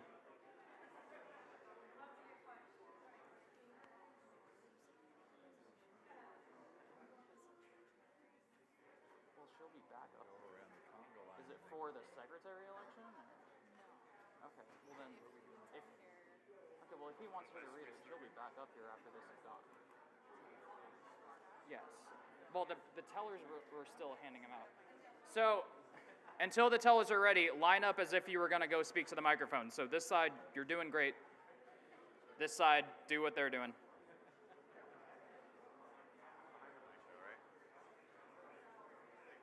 Point of information. Yes, If NOTA is first and there's nothing above that, does it go to the second name?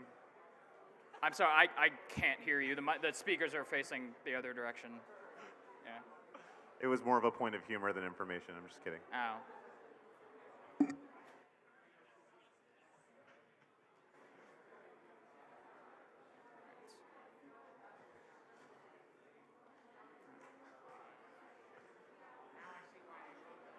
Yeah.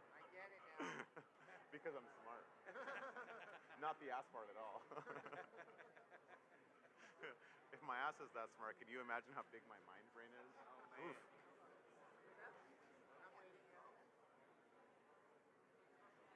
Oh, yes. Yes, you can always come in front of me. No explanation necessary.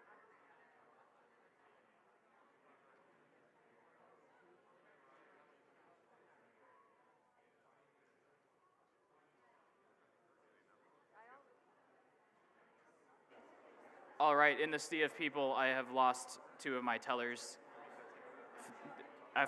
Oh, okay. You're back there, okay.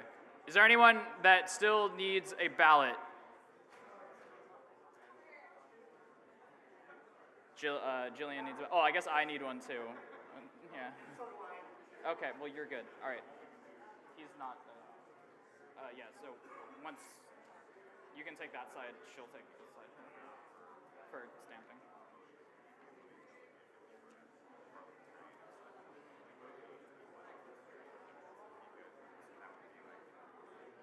Please approach with your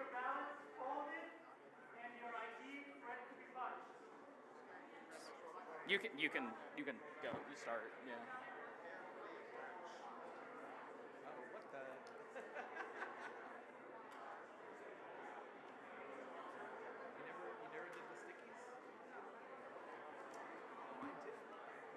Just peel it off and you kind of put it there too.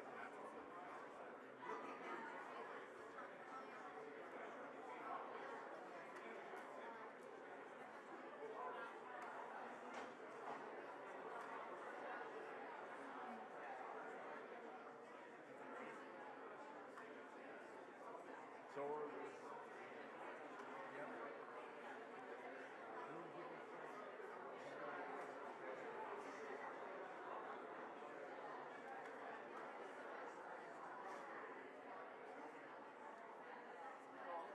We have a noon stop for lunch.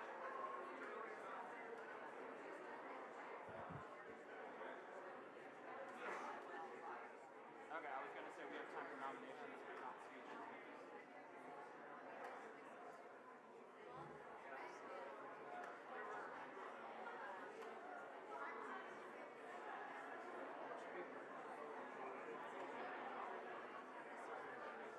Wait, check. Can I get my speech now?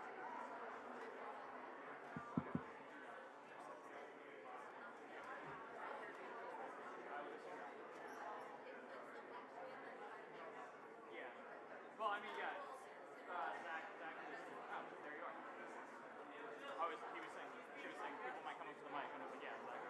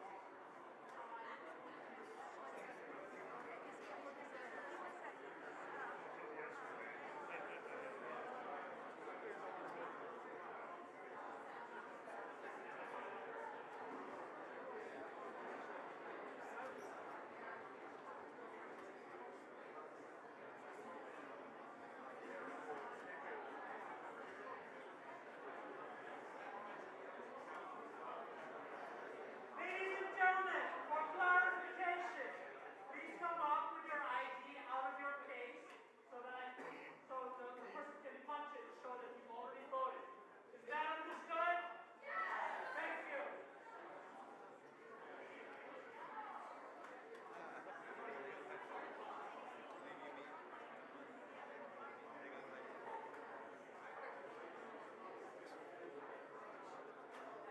If you're waiting in line, there is no line at this third location here.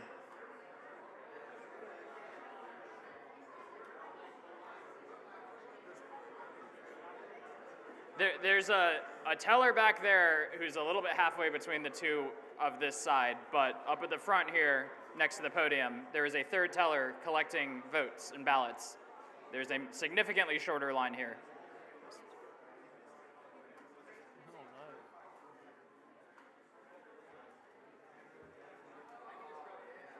Yes.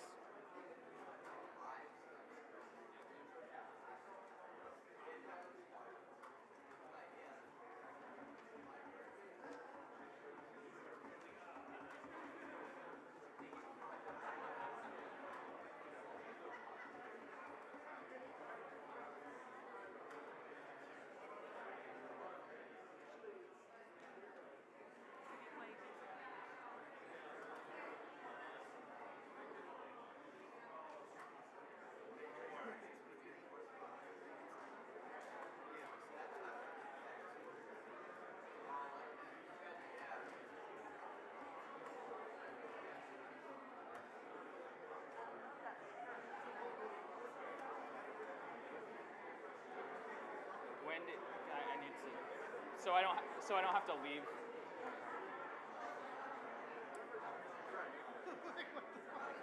I yell at people and then I have to. Oh yeah, I'm doing much better.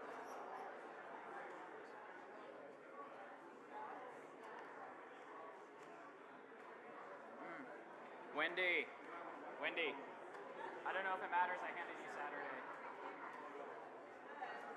Well, we didn't vote on anything yesterday. I can wait behind one so. person.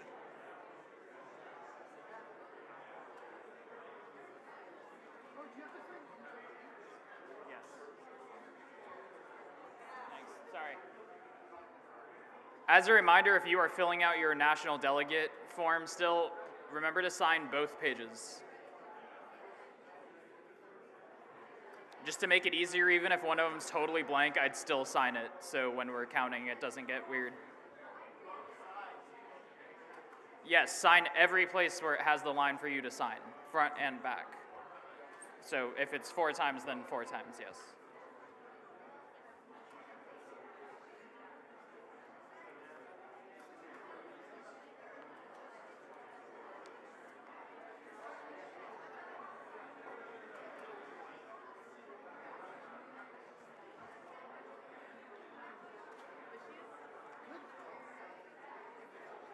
I said that because I heard your comment when you were up here.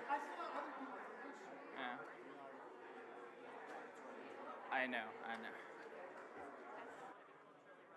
But also, like, stick the landing and not sound like.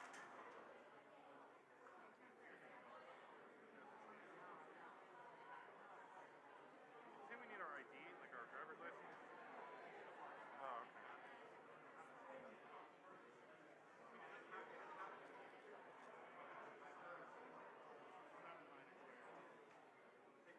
Good sushi yesterday. It was so good. I know. Oh, we had tacos at the restaurant last night. Just as good. Oh, thank you. I had shrimp on.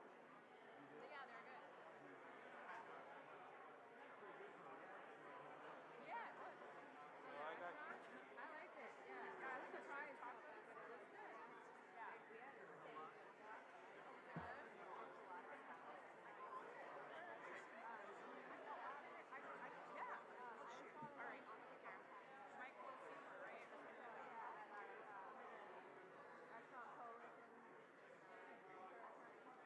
Yeah, he makes the rounds, man. He's, yeah. I love what they're doing. Yeah.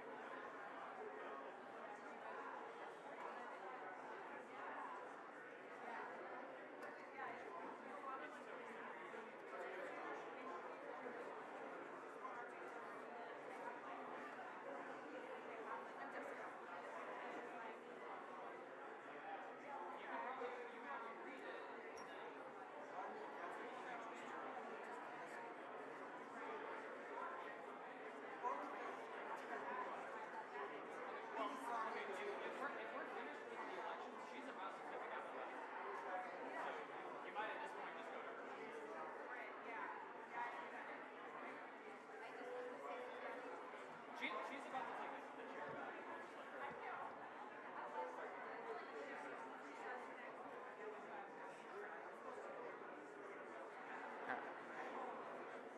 Are there any more outstanding ballots? And I don't mean how good they are, I mean, are they out there?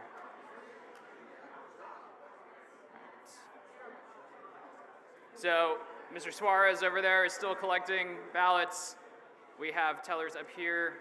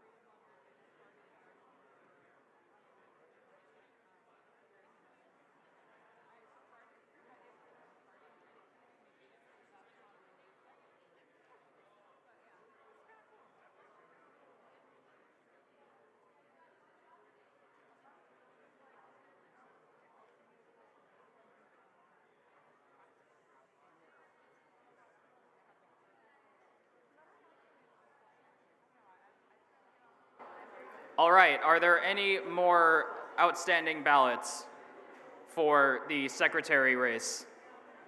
Because if there aren't, I will pass the gavel back over to the chair and we will move on to the next election. We will probably go into lunch a little bit. I'm saying that because it's already 12:01.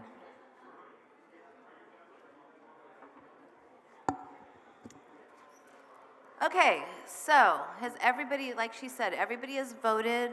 If there's anybody that hasn't voted, you need to vote now or else voting will be closed. Okay, so I believe that there's, okay, so in an effort to get some stuff done, I've been asked if we can extend for another half hour to do one more election. I've talked to the hotel staff. We can do that. We can do lunch a half hour later. So if there's no objection, what I'd like to do is open nominations for Northern Area Coordinator, which I don't believe is any conflict with this election because neither of the people running for secretary are in the northern area. So there would be no conflict as far as them wanting to run for that if, you know, they lose or something like that. So I'm going to just ask, is there any objection to going on to the next election? Okay, I'm hearing no objections. So I am going to open nominations for Northern Area Coordinator. And for this, it's slightly different than officers. They don't get quite as much time. It's 5-minute speech for the candidate, and I believe, is it 2 minutes?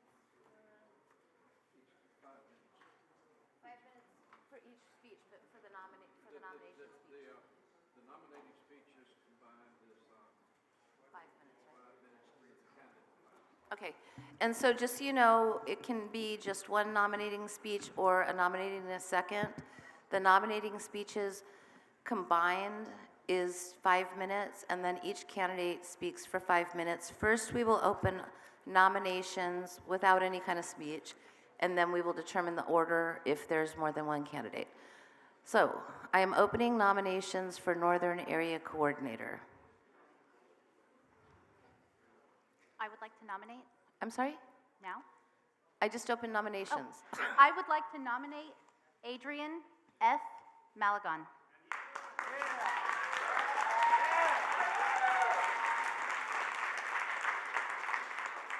Elizabeth Brierly, Santa Clara County. It's my privilege to nominate Mark Hinkle, former national chair, for No. Northern Area Coordinator.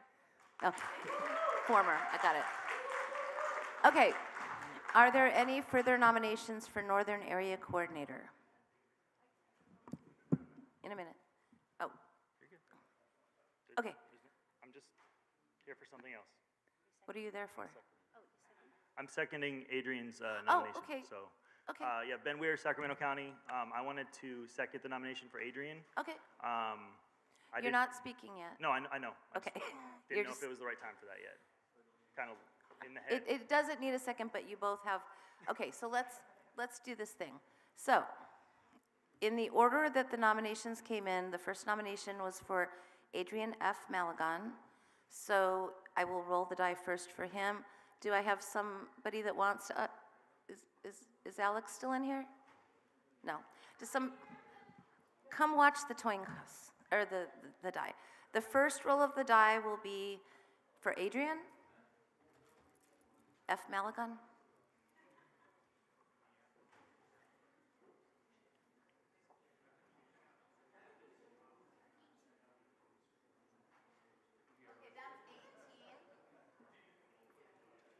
And the next roll of the die will be for Mark Hinkle.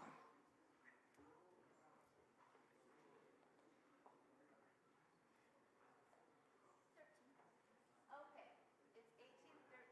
The one that got the highest is the one that goes first. So the first will be for the microphone. Sorry. The first will be the nominating and seconding speech for Adrian. The second will be for Mark Hinkle. Our timer is ready. We've got 5 minutes for both of those speeches. Hi everyone, I'm Gia Christopher. I'm currently the Northern Coordinator for California Libertarian Party, and it's been my pleasure for the last year to connect new libertarians with their affiliates and to organize disorganized affiliates and just in general grow the party that I love so much. Everything that we're here for today, Adrian F. Malgon stands for. And if you're curious about what the F stands for, I'm going to tell you. F stands for freedom. Adrian is a staunch anarchist, but he is being a libertarian with us because he actually wants to see liberty in his lifetime. F stands for fluent. Adrian speaks Spanish, and Adrian has been able to bring in a lot of people who need to hear this message, but a lot of our marketing, it never reaches their ears. F stands for fire. Adrian has a fire in his belly. He wakes up every single day thinking, how can I make this place better? And he does it. F also stands for friend. Adrian has been a great friend to me since I have known him. I've had some difficulties with my family, and Adrian has called me and let me cry over the phone with him. He has been there with my children. He has been there with my family. He has dropped things to help me, and that's the kind of friend I have found in him, and I have noticed that every person I meet who is also his friend is a really cool person. And so I want you all to know that Adrian F. Malgon will be the best Northern Coordinator we have probably ever had, and I am proud to nominate you, my friend.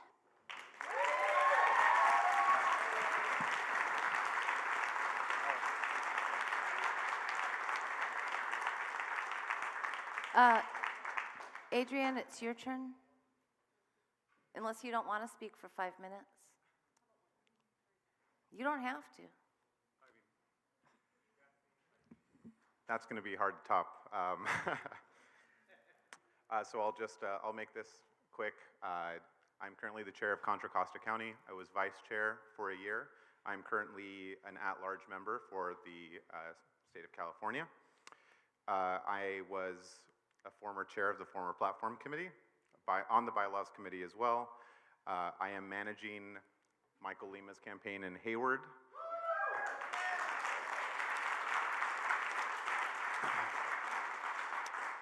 I also, by trade, I do recruiting and sales, and that's how I've been able to grow membership in the Bay Area. I brought a lot of people in. I hope to do a lot of good things in the North. Some of the few things that I want to do that I'll just kind of spit out to you guys is I would love to make sure that first and foremost, San Mateo is affiliated, Marin is affiliated, and YOLO is affiliated. That's like my top priority right now.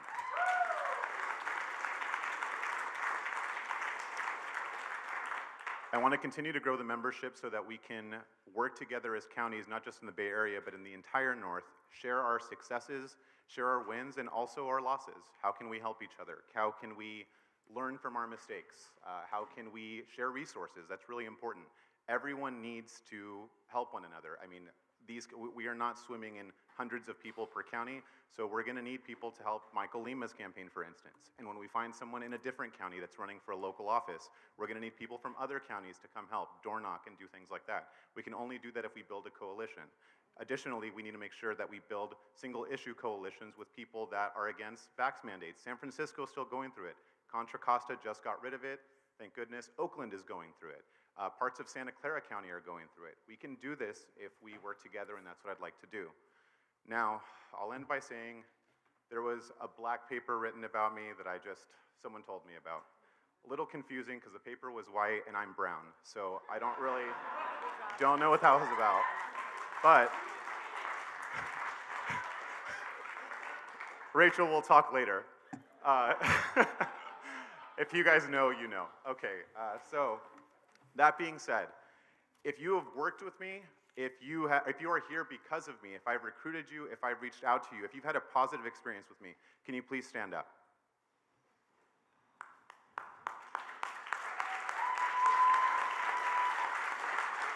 Thank you, everyone, and I yield the rest of my time.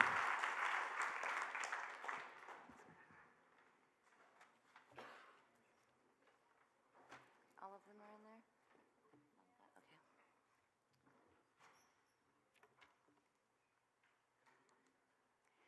Hello, everyone. I hope you're having a terrific time at this convention. I'm Elizabeth Brierly from Santa Clara County. Thank you, but this isn't about me. When I joined I went to my very first Santa Clara County meeting in January of 1994. Mark Hinkle was one of the leaders who'd already been very active. He voted for our very first presidential nominee, John Hospers, in 1972. He has been a mentor, a friend, a collaborator.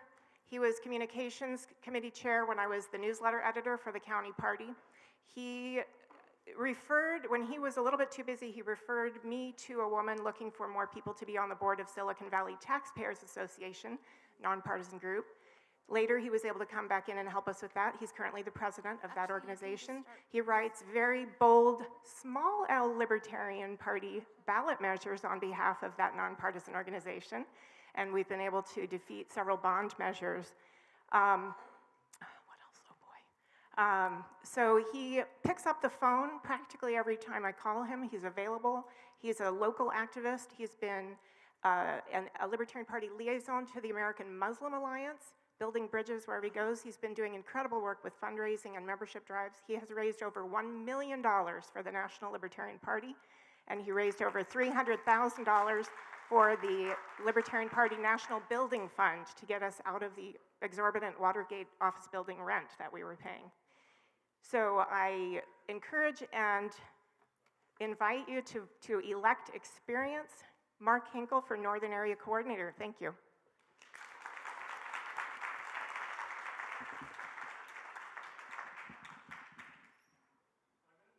5 minutes.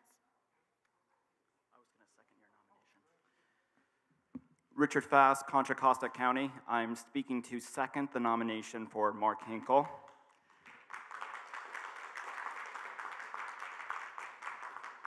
I have seen both of these candidates in action. I have seen both of them at work in their counties and at the state level. I am proud to second the nomination for Mr. Mark Hinkle. He has been the national chair before. He knows what it takes. I've seen him at the county level reaching out to people, bringing people into this party. I've seen him do outreach. I've seen him talk to members. I've seen him in action. He knows what it takes. Please vote for Mr. Mark Hinkle. Thank you.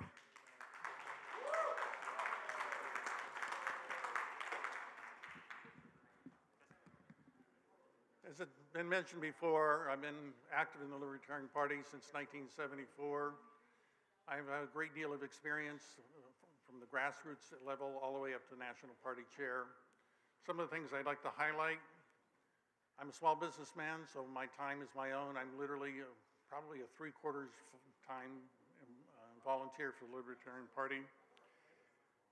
As president of the Silicon Valley Taxpayers Association, we participate in writing ballot arguments with the Libertarian name attached to it to oppose bond measures, parcel taxes, transit occupancy tax, sales tax. One of the ones that I'm most proud of is in 2020, my local school district, the Morgan Hill School District, had a $800 million bond measure. And I posted something on Nextdoor, just information, and I started getting positive responses. In fact, 90% of the responses came back. It's like, wow, this is an outrageous amount of money. So I actually mounted a grassroots campaign. We bought 100 yard signs to distribute to people around the area, and we went for 4 weekends in a row, Saturday and Sunday, on a busy cross street with our signs, telling people to honk if you hate taxes. And the bottom line is almost 60% of the voters voted no, saving the taxpayers $800 million plus interest, which of course means well over $1 billion. That same election, we defeated 9 out of the 17 ballot measures that were on the ballot for tax increases. So again, saving more billions of dollars. I think it's been mentioned I've been involved with the National Party. The David F. Nolan building was I adopted that idea, and I raised most of the money initially to put the money for the down payment. For the people who are National Party members, you know that the building has been paid off. So the $13,000 we were spending at the aging Watergate, we don't have to spend that money. That can be spent on staff. Oh, bottom line is, with regards to this Measure I, not only did the voters vote it down, but the superintendent resigned because of his promoting this bond measure. I've run for office 8 times, both partisan and nonpartisan. Twice, I've been awarded the Sons of Liberty Award by the California Libertarian Party for the most principled campaign. I'm the only 2-time winner. I'm currently co-chair of the membership committee, where I get on the phone and get people to renew their membership. When I was state chair for here in California, we went from 2,000 dues-paying members to over 6,000 dues-paying members. Our monthly pledge base was over $6,000 a month, and our final budget for my 4-year term there was over $350,000. And this is in the 2001 timeframe, so you can get an idea. And lastly, I've been involved in the International Alliance of Libertarian Parties. For those who are unaware, we've got a little note from Chile, but there are over 20 libertarian parties worldwide.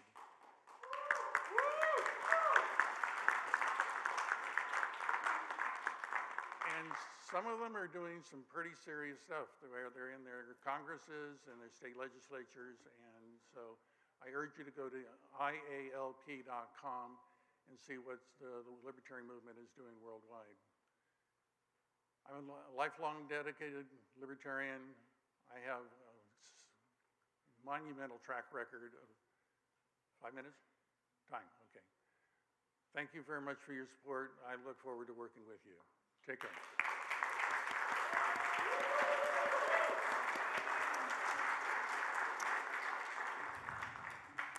Point of personal privilege. Yes, sir.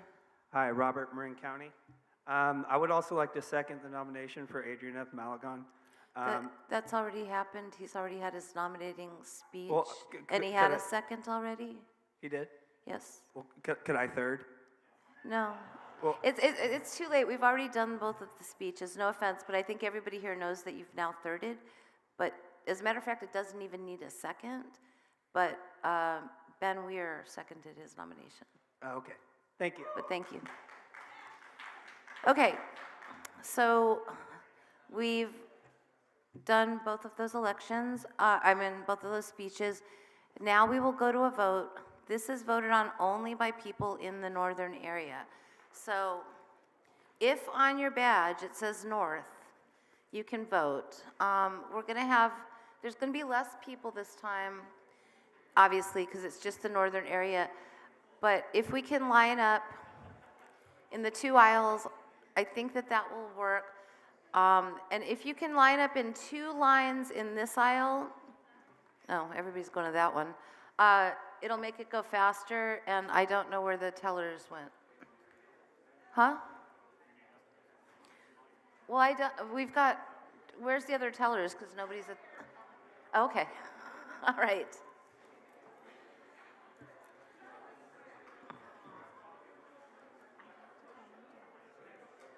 Okay, we're gonna go to lunch after this. I'm gonna have to announce before lunch. I'm sorry.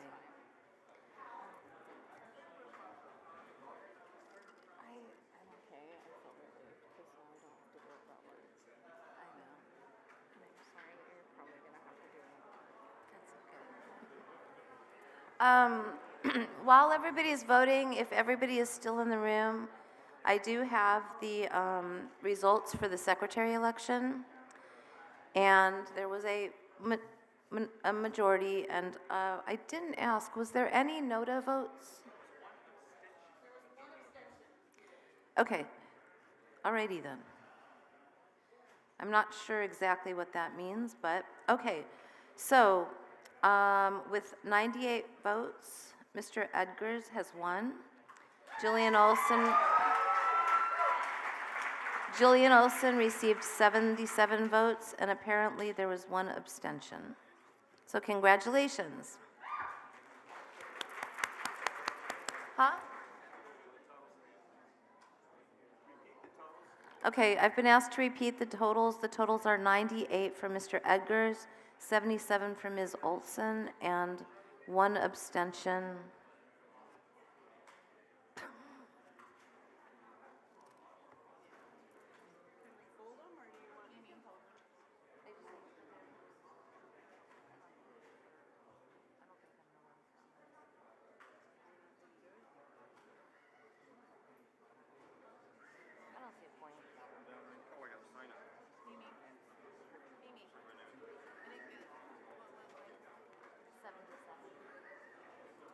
Point of personal privilege, Zach Foster from the People's Republic of Los Angeles. Hello to the California Libertarians Oh, if from people Yomar could- Moreno of the One Libertarian Movement of Venezuela. one moment. Let people go in front of you real quick that are voting, because you are blocking the line. Okay, Mr. Foster.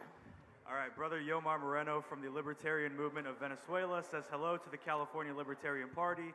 He also comments that libertarians will be the future and we have to be disciplined in this fight. And also, and mind you, he's coming from a communist country, he hopes that the United States will be free again. Thank you. Thank you.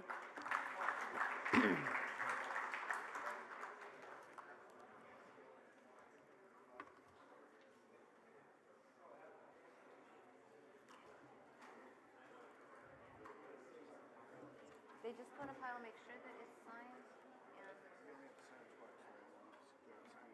you don't have to, just on each sheet, just sign. As long as it's on each sheet, it's golden.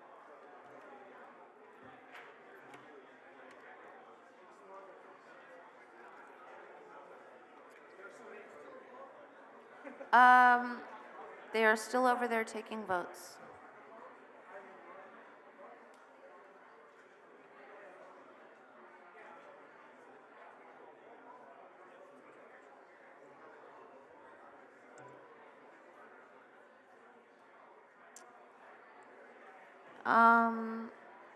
Is there any more votes?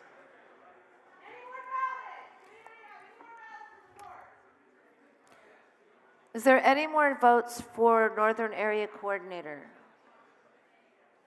Anybody? Okay, voting has closed. At this point, I believe that it would be appropriate to break for lunch. We're breaking for lunch a little bit late. We will get the results of this election when we return from lunch, but we do have a lunch speaker and we have stuff. So we are going to lunch at 12:20.